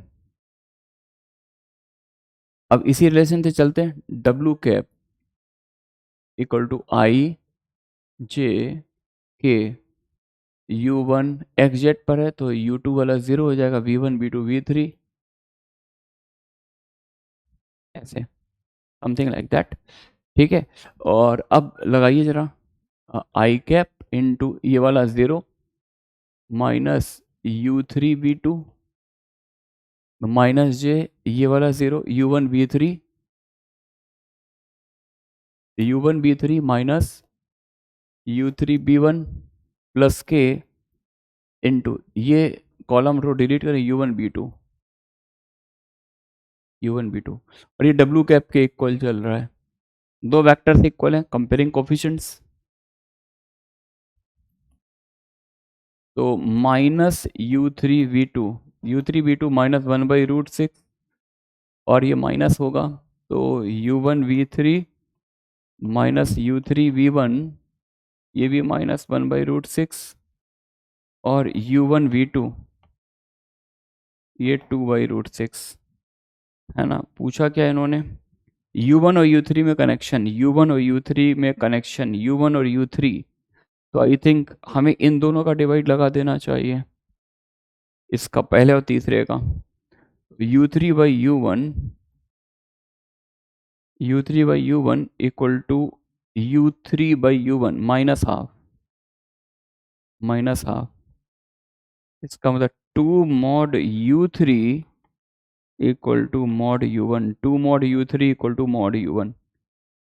ये उल्टा, ये गलत है, यहाँ पर 2 इधर आ रहा है जबकि इधर होना चाहिए, तो there are 2 answers, Bombay and Calcutta. ये गलत है, ये गलत है, ठीक है ना। तो ये अच्छा क्वेश्चन था। इंटरेस्टिंग बात ये थी कि यहाँ पर ये ऑब्जर्व करना कि W equal to U plus B, ठीक है ना। तो डिसेंट क्वेश्चन था, अच्छा क्वेश्चन था। चलिए बच्चों मूव करते हैं आगे, नेक्स्ट क्वेश्चन पे आते हैं। Consider tetrahedron with its coterminous edges as vector ABC satisfying this and this where x cap denote the unit vector along the vector x। ठीक है, ABC क्या है, टेट्राहेड्रन की कोटर्मिनस एजेस। कोटर्मिनस एजेस का मतलब जैसे आप जिस रूम के अंदर बैठे हैं ना, उसके कॉर्नर को देखो, तो एक लाइन जो पास हो रही है ये एक साइड है, दूसरी लाइन एक एक्स एक्सिस के लॉन्ग लाइन है, एक वाई एक्सिस के लॉन्ग, एक जो हाइट देख रही है, रूम का कॉर्नर देखो, 3 एजेस वहां से पास हो रही हैं, तो इन्हीं को क्या बोलते हैं, कोटर्मिनस एजेस। जैसे रूम जो है पैरेललोपाइप्ड है, तो ये पैरेललोपाइप्ड की कोटर्मिनस एजेस, ऐसे टेट्राहेड्रन की कोटर्मिनस एजेस, ठीक है ना। तो जो टेट्राहेड्रन उसके कोटर्मिनस एजेस क्या है, वेक्टर है, वेक्टर बी, वेक्टर सी, और तीनों कैसी है, म्यूचुअली परपेंडिकुलर हैं। दो रिलेशन दे रखे हैं कि A dot B, B dot C, C dot A, ये तो 0 है, पहला रिलेशन ये है, और दूसरा रिलेशन ये रहा, ब्यूटीफुल सा दिख रहा है, देखने में खूबसूरत सा है, और A cap B cap C का यूनिट वेक्टर है। बस बात किसकी की गई, वॉल्यूम ऑफ टेट्राहाइड्रन।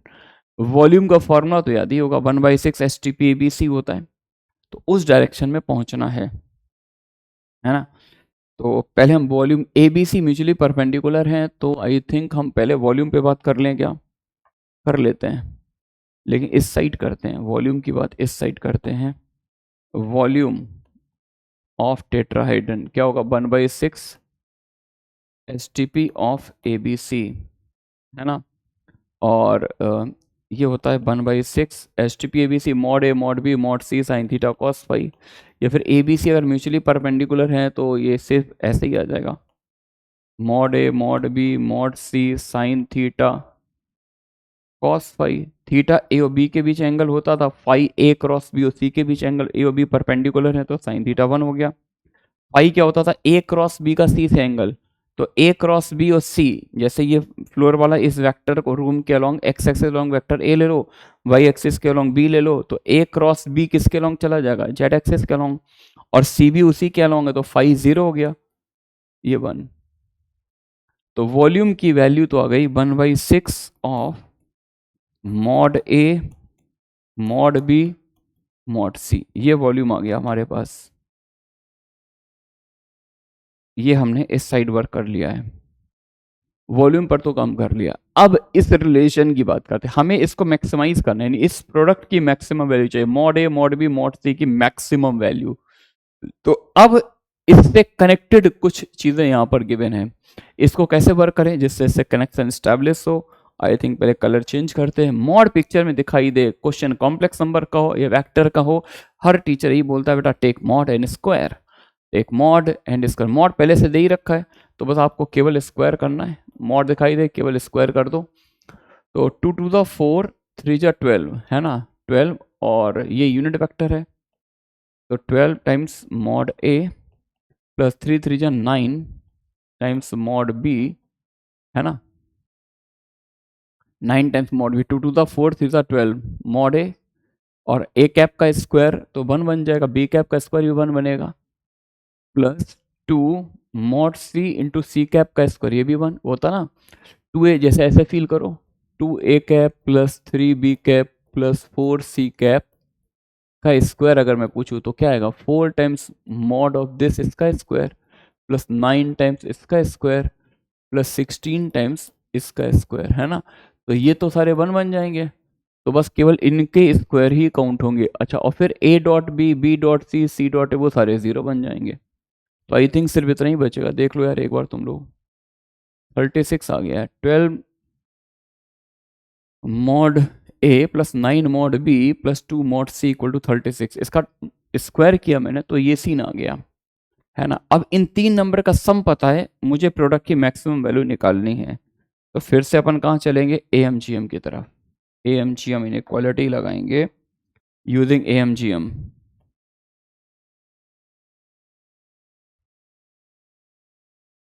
किन नंबर पे लगाएंगे, इन्हीं 3 नंबर पे लगाएंगे है ना। प्रोडक्ट में ये चीज़ अपने आप आई जाएंगी, तो इन 3 नंबर पे लगा दिया। 12 मॉड ए, एक नंबर 12 मॉड ए ले लिया, दूसरा नंबर 9 मॉड बी, तीसरा number 2 mod C divided by 3 greater than equal to, इनका geometric mean 12 mod A into 9 mod B into 2 mod C whole to the power 1/3।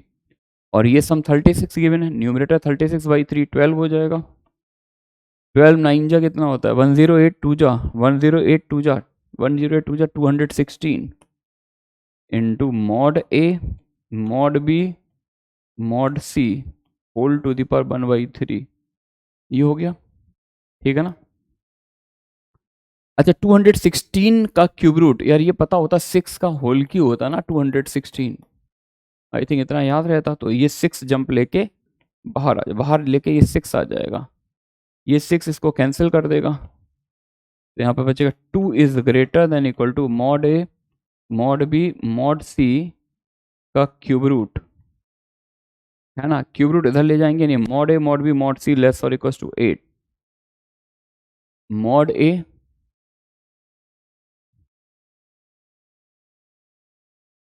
Mod A mod B mod C can not go beyond 8, ये information पता लगी है ना। तो अब volume की maximum value चाहिए, तो इस प्रोडक्ट को हम लोग क्या डाल देंगे, 1/8 8 पुट कर देंगे, therefore we max maximum volume कितना होगा 1/6 इंटू इस प्रोडक्ट की मैक्सिमम वैल्यू 8 पुट कर दी तो 4/3, और वी मैक्स को इन्होंने v बोला है और 3v की वैल्यू पूछ रहे हैं, तो 3v इज इक्वल टू 4। देख लो यार, इजी क्वेश्चन है, डुएबल क्वेश्चन है, और ये आते हैं ऐसे क्वेश्चन, सिंपल सिंपल क्वेश्चन बहुत से आते हैं वेक्टर्स में। तो सिंपल बस फॉर्मूला लगाया टेटन वॉल्यूम का, AMGM लगाया, गेम इज ओवर। ठीक है, चलिए भाई नेक्स्ट क्वेश्चन पे आते हैं। Let R not be a constant vector and R is a variable vector in the XY plane such that both lie on this curve mod R equals to 1। R not एक constant vector है, R variable vector है, दोनों mod R equals to 1 पे लाई करते हैं। R अच्छा vector है, XY plane का है, ठीक है, और इसका मैग्नीट्यूड 1 दे रखा है, ठीक है, नहीं सर्कल हो गया।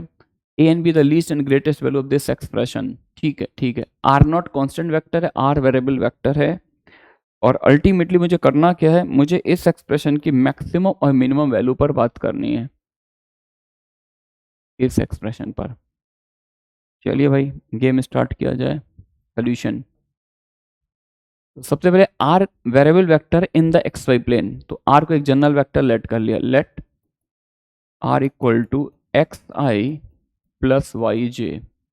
इन्होंने बोला था मॉड R की वैल्यू 1 है, मॉड R आएगा root under x² plus y² ये 1 है, इसका मतलब है कि मुझे इस सर्कल पर ट्रेवल करना पड़ेगा X square plus Y square equal to 1।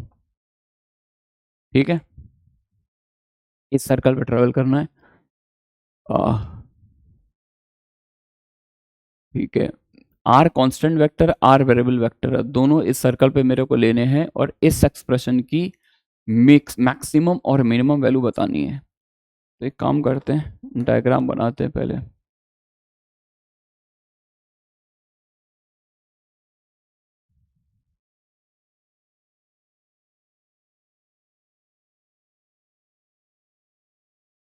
ठीक है, ऐसा कुछ ले लिया। ठीक है, तो आर आर वेरिएबल वेक्टर है, आर नॉट कांस्टेंट वेक्टर है। तो कांस्टेंट वेक्टर है तो कहीं पर भी ले लो। इस पॉइंट को मैंने ले लिया है और ये पॉइंट पी है। इस पॉइंट की एफिक्स है आर नॉट, इस पॉइंट की एफिक्स है आर, और इन दोनों के बीच जो एंगल है वो मैंने थीटा लेट कर लिया है।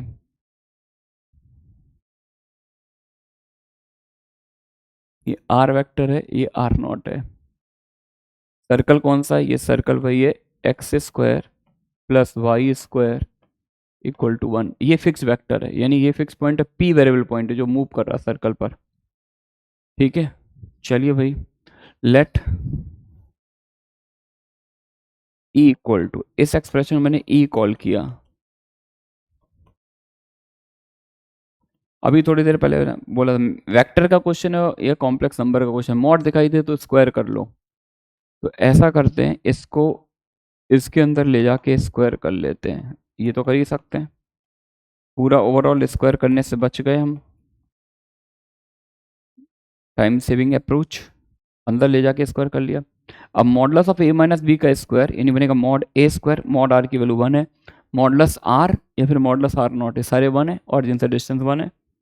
Mod R square plus mod R not square minus 2 R dot R not. R dot R not का मतलब आर की लेंथ, आर नॉट की लेंथ इंटू इनके बीच के एंगल का कॉस, तो 2 कॉस थीटा। वही काम यहाँ पे करो, आर का स्क्वायर प्लस आर नॉट का square plus 2 times are dot R not, ये 2 कॉस थीटा। चलिए भाई, ग्रीनलैंड पर आते हैं, ग्रीनलैंड पर आते हैं। तो 2 minus 2 cos theta, 2 plus 2 cos theta, 2 ले लिया मैंने common, 1 minus cos theta plus यहाँ पे 2 ले लिया कॉमन, 1 प्लस कॉस थीटा, कुछ इस तरह का। ठीक है, 2 कॉमन ले लिया इस तरह से। अब यार हाफ एंगल फॉर्मूला डाल दो, 1 माइनस कॉस थीटा क्या होता है, 2 कॉस स्क्वायर थीटा बाई 2, नहीं सॉरी 1 माइनस वाला साइन स्क्वायर थीटा बाई 2 और प्लस वाला होता है कॉस स्क्वायर थीटा बाई 2। ठीक है, तो ई जो आएगा, ई जो आएगा 2 टू द 4, 2 बाहर आ गया।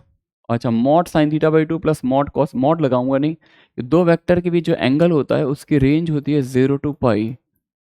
तो इसका मतलब वो थीटा बाई 2 जो पिक्चर मुझे एंगल दिख रहा है उसकी रेंज आएगी 0 से पाई बाई 2, तो निगेटिव तो कुछ होगा ही नहीं। तो सीधा ऐसे लिख दिया, sine theta by 2 plus cos theta by 2, ऐसे लिख दिया।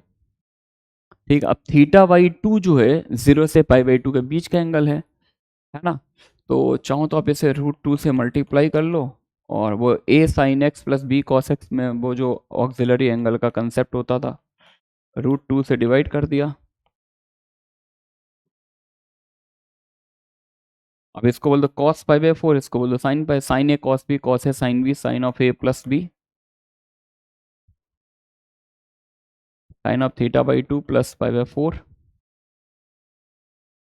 ठीक है ना, थीटा को 0 डालेंगे, थीटा को 0 डालेंगे, 0 से 90 तक ट्रेवल करना है, थीटा को 0 डालेंगे, साइन पाई बाई 4 1/√2 होगा, और इसकी मैक्सिमम वैल्यू 1 हो सकती है साइन की, जब मैं थीटा बाई 2 को पाई बाई 4 डाल दूंगा। थीटा बाई 2 को पाई बाई 4 डालो, साइन 90 लेस और इक्वल टू 1। तो इसका मतलब है कि ये ओवरऑल कितना होगा, जब 1/√2 मिलेगा, √2 से √2 कैंसिल, 2 मिनिमम वैल्यू आएगी और मैक्सिमम वैल्यू 2√2, मिनिमम 2 मैक्सिमम 2√2 है ना। ए लीस्ट वैल्यू है, बी मैक्स वैल्यू है, ए लीस्ट है, बी ग्रेटेस्ट वैल्यू है, तो बी स्क्वायर माइनस ए स्क्वायर, 2√2 का स्क्वायर यानी 8 -4, आंसर इज 4। ये आ गया, ठीक है ना। तो ये बिल्कुल बेसिक बेसिक तरह से किया जैसे वेक्टर्स में क्वेश्चन किए जाते हैं, है ना। लेकिन अगर इसी क्वेश्चन को थोड़ा ज्योमेट्रिकली सोचा जाए, जब कोई बच्चा थोड़ा सा इनइक्वालिटीज जिसने पढ़ रखी हैं, थोड़ा सा ज्योमेट्रिकल इंटरप्रिटेशन की तरफ देखता है, यार ये ज्योमेट्री में बोल क्या रहा है, कर्व क्या है, ज्योमेट्रिकली क्या रिप्रेजेंट कर रहा है, तो देखिए 2 लाइन में इसका सोल्यूशन है, 2 लाइन में इसका सोल्यूशन है। मेथड 2 की बात करता हूँ, this is method first, method second. देखिए मेथड सेकंड मैंने क्या काम किया वही फिर से सर्कल बना लिया,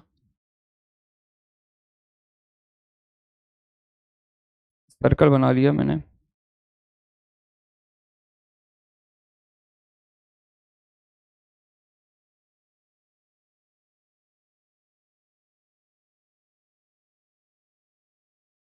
ये सर्कल बना लिया, ठीक है ना।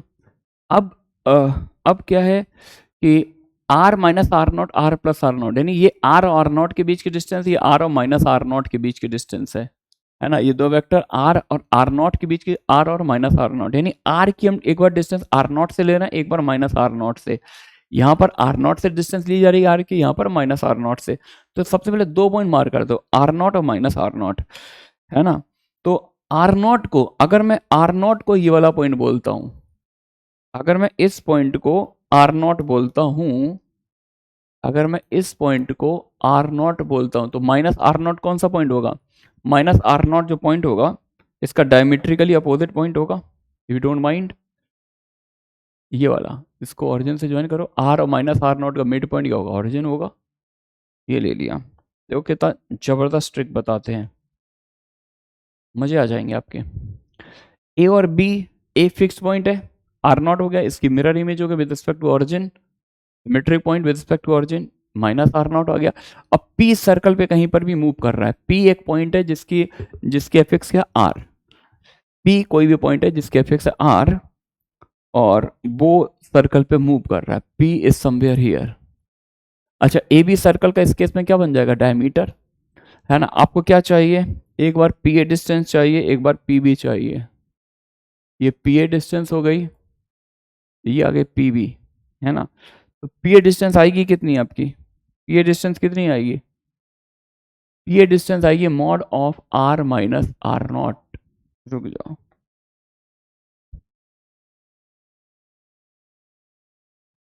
ये डिस्टेंस आएगी mod of R minus R naught, और आर की माइनस आर नॉट से डिस्टेंस, ये वाली डिस्टेंस कितनी आएगी, mod of R plus R naught, है ना। तो ई क्या था, पी ए प्लस पी बी, तो ई इक्वल्स टू है P A plus P B, इन्हीं दो डिस्टेंसेस का सम है।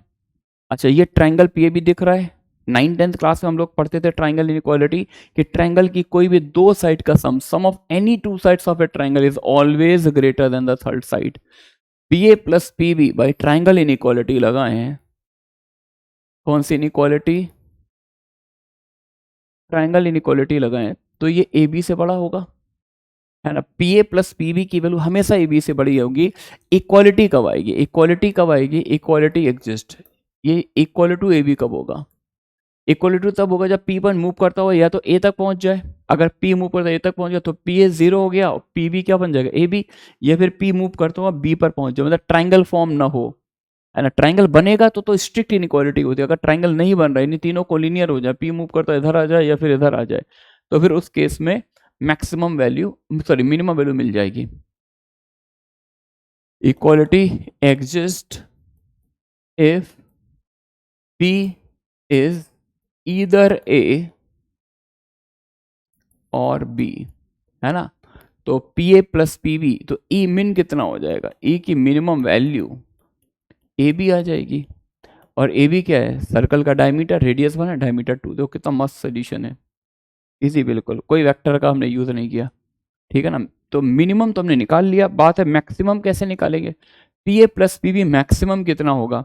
तो इसमें भी कुछ बच्चे हमारे चाइनीज सोल्यूशन है जुगाड़ लगाते हैं, वो कहते हैं कि सर अगर मैक्सिमम चाहिए, मिनिमम मैक्सिमम हमेशा सिमेट्री में मिलता है, तो मैक्सिमम मिलने के लिए आप एक काम करो, ऐसा पॉइंट पिक करो जिसके पी और पी बी दोनों इक्वल आ जाए, पी और पी भी इक्वल है, इसका परपेंडिकुलर बाइसेक्टर ले लो, इसका क्या ले लो, परपेंडिकुलर बाइसेक्टर लेंगे तो फिर ये एंगल तो 90 होगा, ये और ये 45, यानी ये और ये सेम हो जाएंगे। तो परपेंडिकुलर बाइसेक्टर पे अगर ले लेंगे, परपेंडिकुलर बाइसेक्टर पे अगर इसको ले लेंगे तो बात बन जाएगी। पी को किस पर ले लिया जाए, परपेंडिकुलर बाइसेक्टर पर। परपेंडिकुलर बाइसेक्टर पे लेने का एडवांटेज ये होगा, ये 90 डिग्री है और समझ गए ना, और ये रेडियस है, ये भी रेडियस है, तो इक्वल हो जाएगा। ये वन लेंथ है, ये भी वन लेंथ है, ये 90 है ही सही, तो इसका मतलब ये 45 डिग्री हो गया, ये भी 45 डिग्री हो गया, और ये भी 45 डिग्री, ये भी 45 डिग्री, सारे के सारे एंगल 45 हो जाएंगे, ये 90 हो जाएगा। तो परपेंडिकुलर बाइसेक्टर पे लेंगे तो उस केस में ये वाली लेंथ और ये लेंथ बराबर हो जाएगी। ये √2 हो गया, ये भी √2 हो गया, तो ई मैक्स कितना आएगा, है ना, ई मैक्स कितना आएगा भाई, ये वन तो पाइथागोरस से ये √2, ये वन और ये भी वन है, ये रेडियस है भाई सर्कल की, तो ये भी √2, ई मैक्स इक्वल टू कितना आएगा, √2 प्लस √2 इक्वल टू 2√2, है ना। तो मिनिमम वैल्यू ये आ गई, मैक्स वैल्यू ये आ गई, डिफरेंस फिर से क्या आ गया 4। अब बात करेंगे सर आपने इसका तो प्रूफ दे दिया, लेकिन इसके तो ऐसे ही बोल दिया, प्रूफ क्या है, प्रूफ कैसे करेंगे, पब्लिक प्लेस पर कैसे बोलेंगे कि भाई पी ए प्लस पी बी की मैक्सिमम वैल्यू तभी मिलेगी जब परपेंडिकुलर बाइसेक्टर पे लेंगे। चलिए एक और इनइक्वालिटी हम लोग पढ़ते थे, कौन सी, R M S A M inequality, ये लगा दो, R M S greater than equal to A M, using R M S greater than equal to A M. R M S में नंबर्स के, पी और पी भी number है, numbers के square के मीन का रूट, पहले नंबर का स्क्वायर करो, फिर स्क्वायर करने के बाद उनका मीन ले लो, और मीन लेने का रूट ले लो, ये अर्थमेटिक मीन से बड़ा होता है। अब देखो जरा, पी कहीं पर भी लिया जाए, पी कहीं पर भी लिया जाए, ये ट्रायंगल हमेशा राइट एंगल ट्रायंगल बने, क्योंकि ये क्या है, डायमीटर है। तो P A square plus P B square किसके इक्वल होगा, A B square, Pythagoras theorem से। तो A B square by 2 is greater than equal to P A plus P B by 2। अच्छा, A B square, A B कितना 2, 2 का square 4, तो 2√2,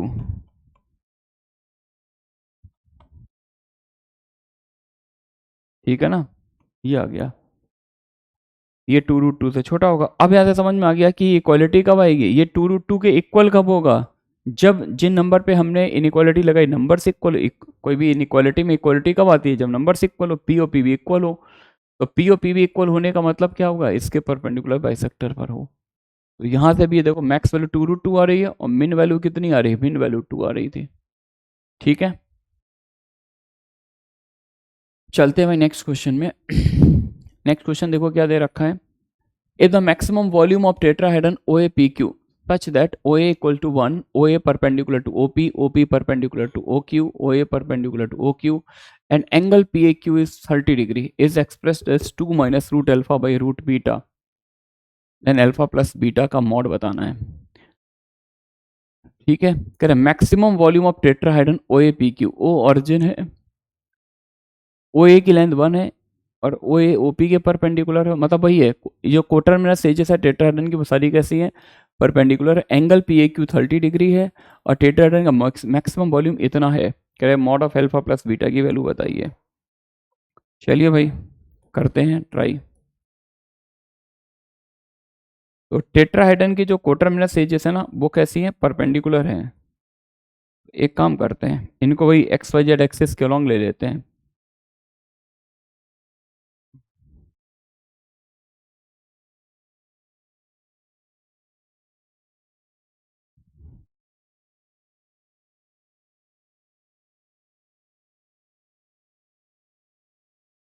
ऐसा कुछ ले लिया बच्चों, है ना, ये एक्स एक्सेस के अलॉन्ग ए ले लिया, ये वाई एक्सेस है, ये जेड है, ओ ए और ओ पी पर पेंड, मतलब ये तुम ऐसे ही समझना कि जैसे तुम्हारे रूम जिसके अंदर बैठ के पढ़ रहे हो, एक का कॉर्नर ले लेना, एक्स एक्सेस के अलॉन्ग ओ ए ले लिया, वाई एक्सेस के अलॉन्ग ओ पी ले लिया, जेड एक्सेस के अलॉन्ग ओ क्यू, क्योंकि तीनों ये इसके परपेंडिकुलर, ये इसके परपेंडिकुलर, ये इसके परपेंडिकुलर, तीनों एक दूसरे के परपेंडिकुलर हैं। तो रूम का कॉर्नर इसका बेस्ट एग्जाम्पल है ना। तो ओ ए की लेंथ इन्होंने 1 दे रखी, ओ ए की लेंथ कितनी दे रखी है, 1, है ना, और बाकी सारे perpendicular. Angle P A Q, ये ओ पी है, ये ओ क्यू है, तो पी ए क्यू यानी स्पेस में जो ट्राइंगल बने, ए एक्स एक्सिस पर है, पी वाई एक्सिस पर है, क्यू जेड है, तो ये जो स्पेस में ट्राइंगल बन रहा है उसका ये वाला एंगल, इस एंगल का अमाउंट है 30 डिग्री, है ना। और इस टेट्राहेड्रन का मैक्सिमम वॉल्यूम निकालना है, we have to find out the maximum volume of this tetrahedron, है ना। तो एक काम करते हैं यार, इस एंगल को अगर यूज करना है तो यानी इन दो वेक्टर के बीच का एंगल होगा, एक एपी वेक्टर और एक एक्यू वेक्टर, इनके बीच का एंगल गिवन है। तो एक काम करते हैं, क्वेश्चन में स्टार्ट लेने की इस लेंथ को मैंने थोड़ी देर के स्मॉल पी लेट कर लिया, ओपी लेंथ को, और ओक्यू लेंथ को क्यू लेट कर लिया, है ना। तो अब मैं इनके कोऑर्डिनेट लिख सकता हूँ, ओ ए लेंथ 1 है, एक्स एक्सिस के अलॉन्ग है तो 100, ये लेंथ पी है वाई एक्सिस के अलॉन्ग है तो इसके कोऑर्डिनेट 0 पी 0, और ये लेंथ क्यू है जेड एक्सिस के अलॉन्ग है 0 0 क्यू, है ना। दो वेरिएबल पी और क्यू मैंने पिक्चर में इंट्रोड्यूस किए हैं। इन्फॉर्मेशन सिर्फ ये कि एंगल 30 है तो एक वेक्टर डिफाइन कर लेते। एपी वेक्टर क्या आएगा, एपी वेक्टर आएगा, एपी वेक्टर आएगा माइनस आई, हाँ माइनस आई प्लस पीजे, माइनस आई प्लस पीजे, और ए क्यू वेक्टर, ए क्यू वेक्टर कितना आएगा, माइनस आई प्लस क्यू के, प्लस क्यू के। तो एपी वेक्टर निकालिए, ए क्यू वेक्टर निकालिए, अब इन दोनों के बीच का एंगल 30 डिग्री है।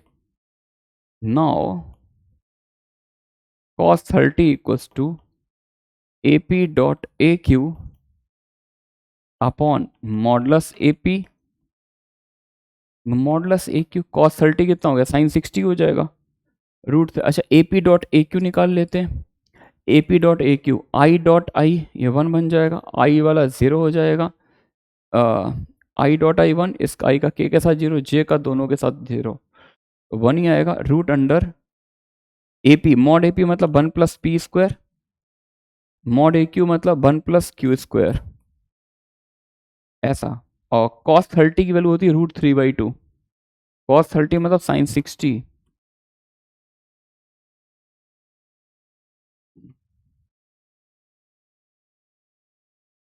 ये आ रहा है, ठीक है, ये आ रहा है। नेक्स्ट पेज पे चलते हैं, स्क्वायर भी कर लेते हैं। This implies 1 plus P square into 1 plus Q square is equals to 1 plus P square into 1 plus Q square equals to 4/3, ये रिजल्ट निकल आया 4/3, ये रिजल्ट मिला है मेरे को, 1 plus P square into 1 plus Q square equals to 4/3, है ना। अच्छा वॉल्यूम ऑफ टेट्राहेड्रन पर काम करना था तो वॉल्यूम की भी बात कर लेते हैं, अलग से पहले वॉल्यूम की बात की जाए, इस साइड आते हैं, वॉल्यूम पर बात करते हैं।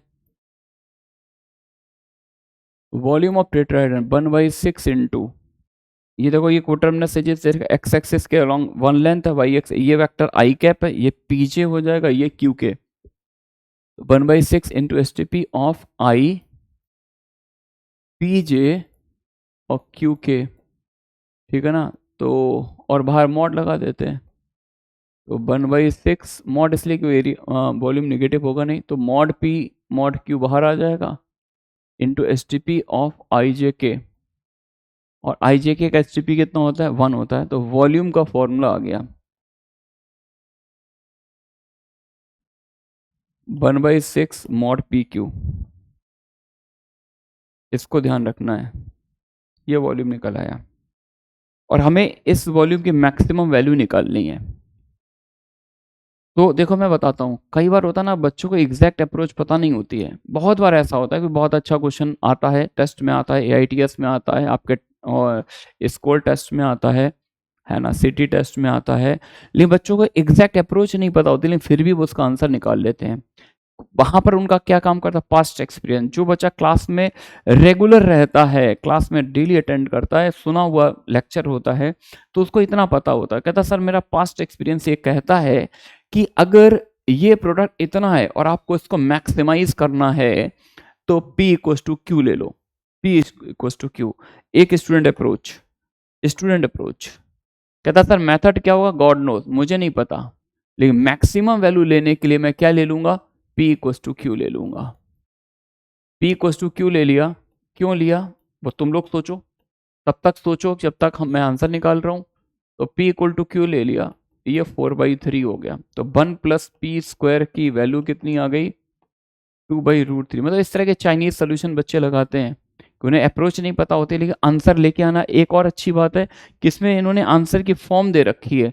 तो इस तरह की अप्रोच लगा के बच्चे कॉन्फिडेंट हो जाते हैं, मेरा गलत तो नहीं है, मैंने अच्छा सोचा है बिल्कुल, क्योंकि अगर गलत सोचा होता तो ये फॉर्म नहीं आती, है ना। तो उन्होंने P इक्वल टू क्यू ले लिया इस पर, और यहाँ से इनके पास ये रिजल्ट आ गया, P² की वैल्यू आ गई 2/√3 - 1, है ना। अच्छा, P इक्वल टू क्यू ले लें तो वॉल्यूम का फॉर्मूला, वॉल्यूम कितना बन जाएगा? वॉल्यूम आ जाएगा 1/6 P², है ना। P² की वैल्यू पुट कर दो, 1/6 इंटू 2/√3 - 1, तो 2 - √3/6√3। अच्छा, नीचे वाली क्वांटिटी को रूट के अंदर ले जाए, 36 इंटू 3 108। ये फॉर्म भी देखो मैच करे, 2 - √3/108 अगर मैं P इक्वल टू क्यू लेता हूँ, है ना। तो α3 आ गया, बीटा 108, अल्फा प्लस बीटा की वैल्यू कितनी आ जाएगी? 111, है ना। तो ये तो लग रहा है कि फॉर्म मैच कर गई है, ठीक है।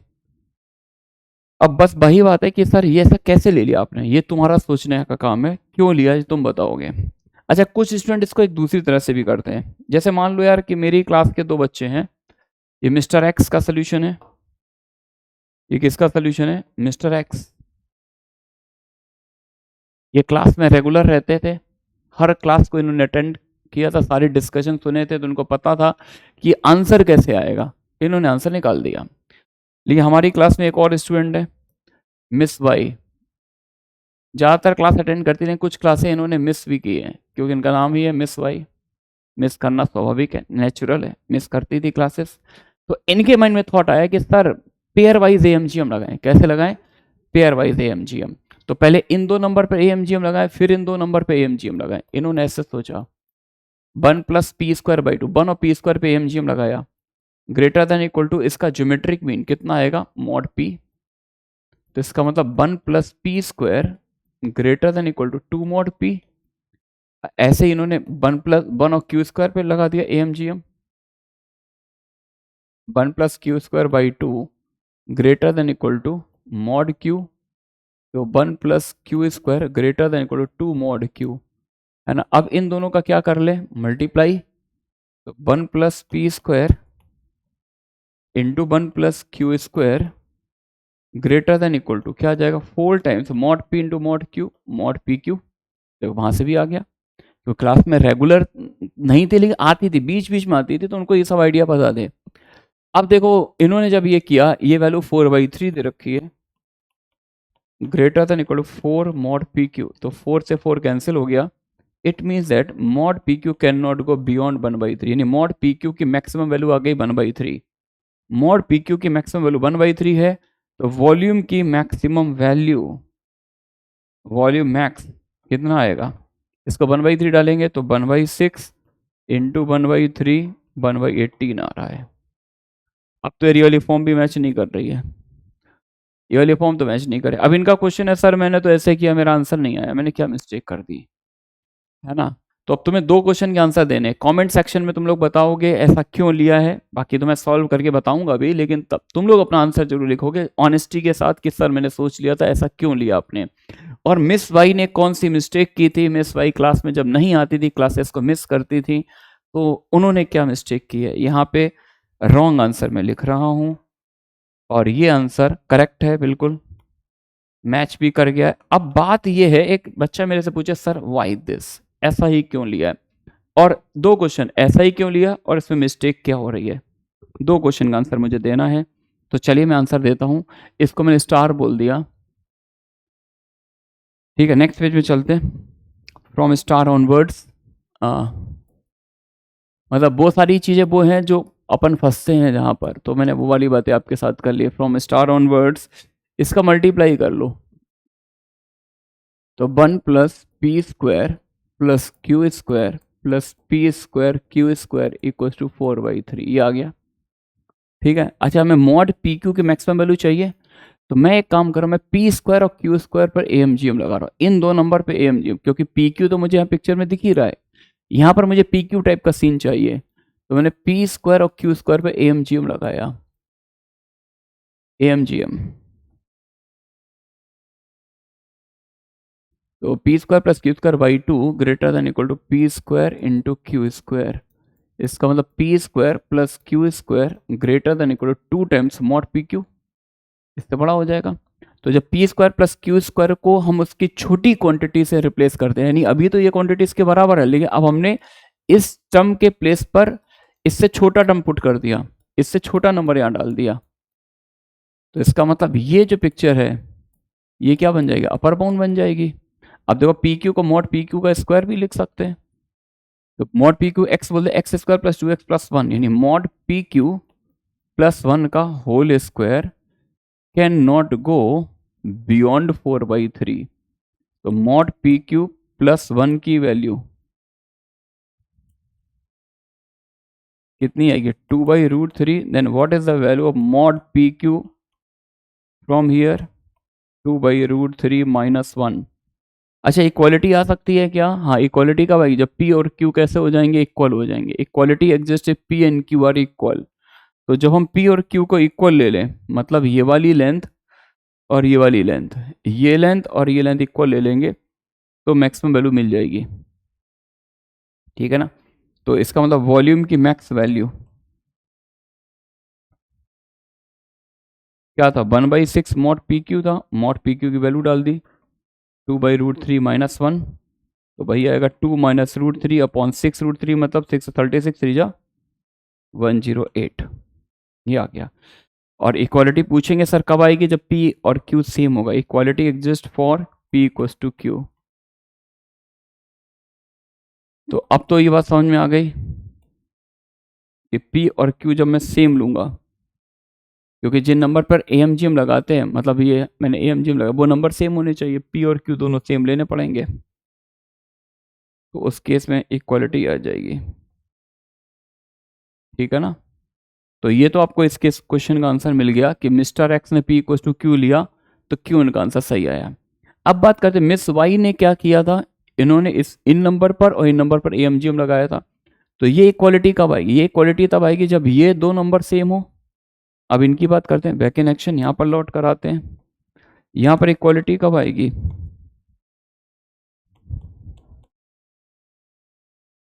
Equality exist for 1 equal to p square equal to q square. इसका मतलब मॉड p और मॉड q सारे 1 होने चाहिए, यानी p और q ऐसे ले सकते हैं, है ना, मॉड p मॉड q 1 ले लिया, p और q 1 ले लिया, एक ही बात है। अब यार ये 1 है, ये भी 1 है, ये भी 1, जब ये और ये 1 है, तो फिर ये लेंथ कितनी हो जाएगी, √2, ये भी √2, ये भी √2, तो इसका मतलब ये जो ट्राइंगल तुम्हें एक पिक्चर में देखा APQ, ये एक इक्विलेटरल ट्राइंगल हो जाएगा अगर ये भी लेंथ 1, ये भी लेंथ 1, ये भी लेंथ 1। तो पाइथागोरस थ्योरम से सारी जो मर्जेंटा कलर वाली लाइन सबकी लेंथ √2 आएगी, यानी ये इक्विलेटरल ट्राइंगल बन जाए, इक्विलेटरल ट्राइंगल है तो फिर ये कॉन्ट्रडिक्शन मिलेगी, ये एंगल 30 नहीं होगा, ये एंगल 60 होगा, समझ गया ना। तो ये एंगल 30 है, तो फिर उस केस में फिर P और Q दोनों 1 नहीं हो सकते। तो ये मिस्टेक इन्होंने की थी मिस वाई ने, कि जब इन्होंने पेयर वाइज AMGM लगाया तो उनको ये चेक कर लेना चाहिए था कि P और Q 1 लेते ही वो एंगल वाला वहाँ पर डिस्टर्बेंस क्रिएट हो रहा है। तो मिस्टर एक्स रेगुलर थे, देखो बिल्कुल सही किया, चाइनीज सोल्यूशन लगाया, ये आंसर बिल्कुल सही निकाला, ठीक है बच्चों। चलिए एक लास्ट क्वेश्चन और कर लेते हैं। ABCD be unit vectors such that modulus of this equals to 1, m and m are the minimum maximum possible values of this expression, then m square plus M Q की value निकालनी है। तो पहले इसी पर आते हैं, इसी एक्सप्रेशन पर आते हैं,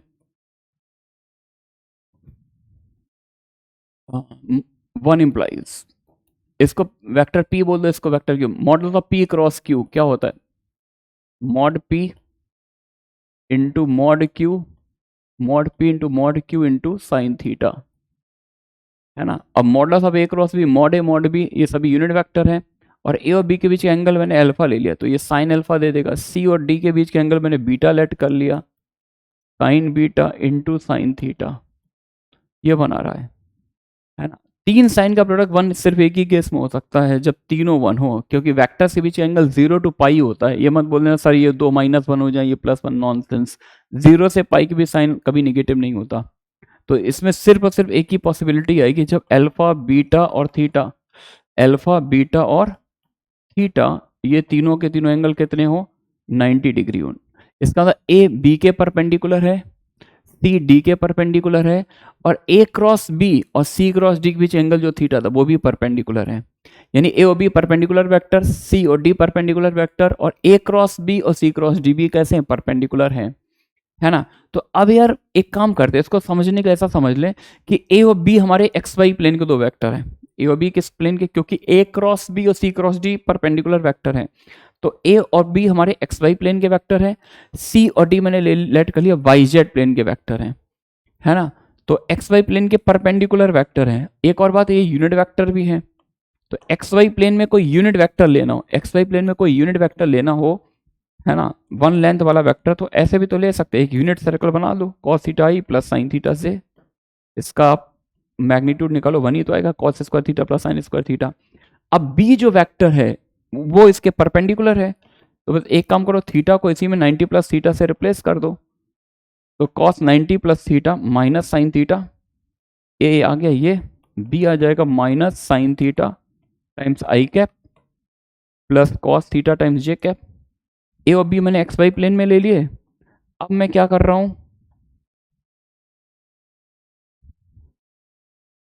सी और डी में ले रहा हूं बाईजेड प्लेन में, है ना। तो बाईजेड प्लेन का यूनिट वेक्टर चाहिए, तो यहां पर थीटा की फाई यूज कर लेते हैं, Y Z plane cos phi times J plus sine phi times K, है ना। जे और के आएगा, बाईजेड प्लेन में ले रहा हूं, है ना।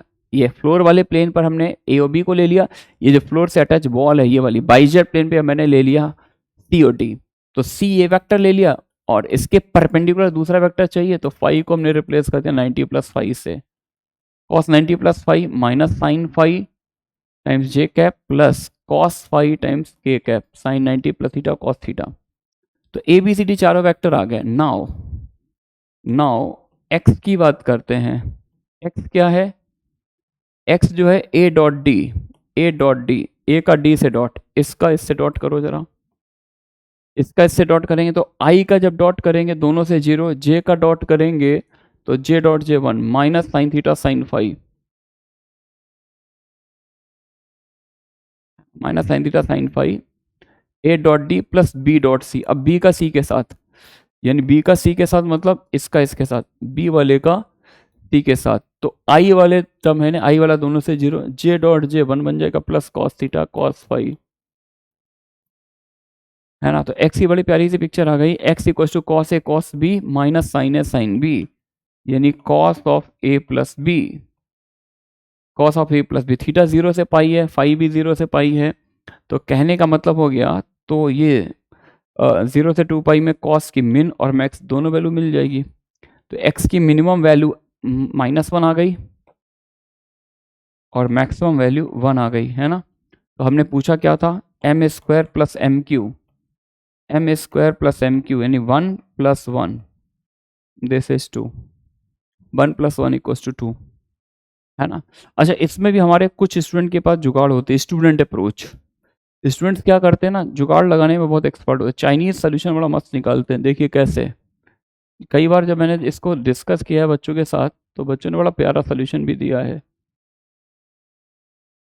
देखिए बताते हैं आपको, वो तो ये तो देख लेते हैं कि अल्फा बीटा थीटा 90 यहाँ तक तो आ जाते हैं, लेकिन इसके बाद वो ये नहीं समझ पाते कि ए बी सी डी लेना कैसे, ये जो कंस्ट्रक्शन की यहाँ पर ये नहीं सोच पाते। अब वो आंसर ऐसे निकाल लेते हैं, सर आंसर बिल्कुल सही निकाल के लाते हैं। क्या बोलते हैं, सर मैंने ए यूनिट वेक्टर ले लिया एक्स एक्सिस के अलोंग, है ना, और ए और बी एक्स वाई प्लेन पर लिए, है ना, ए आई कैप ले लिया, बी ले लिया जे कैप, है ना, और सी और डी हमने इस बॉल पर ले लिए, सी और डी इस बॉल पर ले लिए, है ना। अब जब मैक्सिमम करना था तो एक तरफ आई है, जे है ना। अब इस पे सी को मैक्सिमम करने के लिए सी को इन्होंने जे कैप ले लिया, है ना, और डी को के कैप, मतलब इस बॉल पर लेना है तो एक तरफ जे एक तरफ के, ऐसे। तो इस केस में एक्स निकालो जरा, ए का डी से डॉट 0 और बी का सी से डॉट 1, तो मैक्सिमम वैल्यू 1 आ गई है ना। और अगर मिन निकालना है तो उनके पास इसका भी एक तरीका होता है। मिन के लिए बोलते हैं कि सर एक्स ले लो, ए ले लो यही आई कैप, बी ले लो जे कैप, है ना, और सी कैसा लो, टी, ए और बी एक्स वाई प्लेन पर है, टी किस पर है, बाई जेड प्लेन पर, तो अपोजिट लाना है तो जे के प्लेस पर माइनस जे ले लो और डी को क्या ले लो, के कैप। बाकी सारे भाई जे के प्लेस पर माइनस जे। तो अब एक्स की वैल्यू निकालो, ए डॉट डी 0 और बी डॉट सी -1, है ना। तो ये मैक्स आ गया, ये मिन आ गया। अब आप चेक कर लो, M square plus M Q equal to 1। ये स्टूडेंट अप्रोच होती है, खतरनाक सोचते हैं बच्चे, ठीक है ना। ये मतलब पूरा परफेक्ट मेथड के साथ किया हुआ सोल्यूशन है। तो आई थिंक बच्चों रोकते हैं क्वेश्चन को यहीं पर, है ना। आप लोग बस इन क्वेश्चन की अच्छे से प्रैक्टिस कीजिएगा और रिलेटेड जो और क्वेश्चन जो आपको प्रैक्टिस करने हैं वो थोड़े और देखिएगा।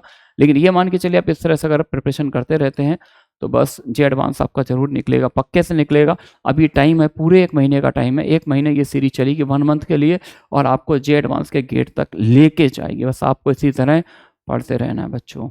ओके बच्चों, love you all, bye bye.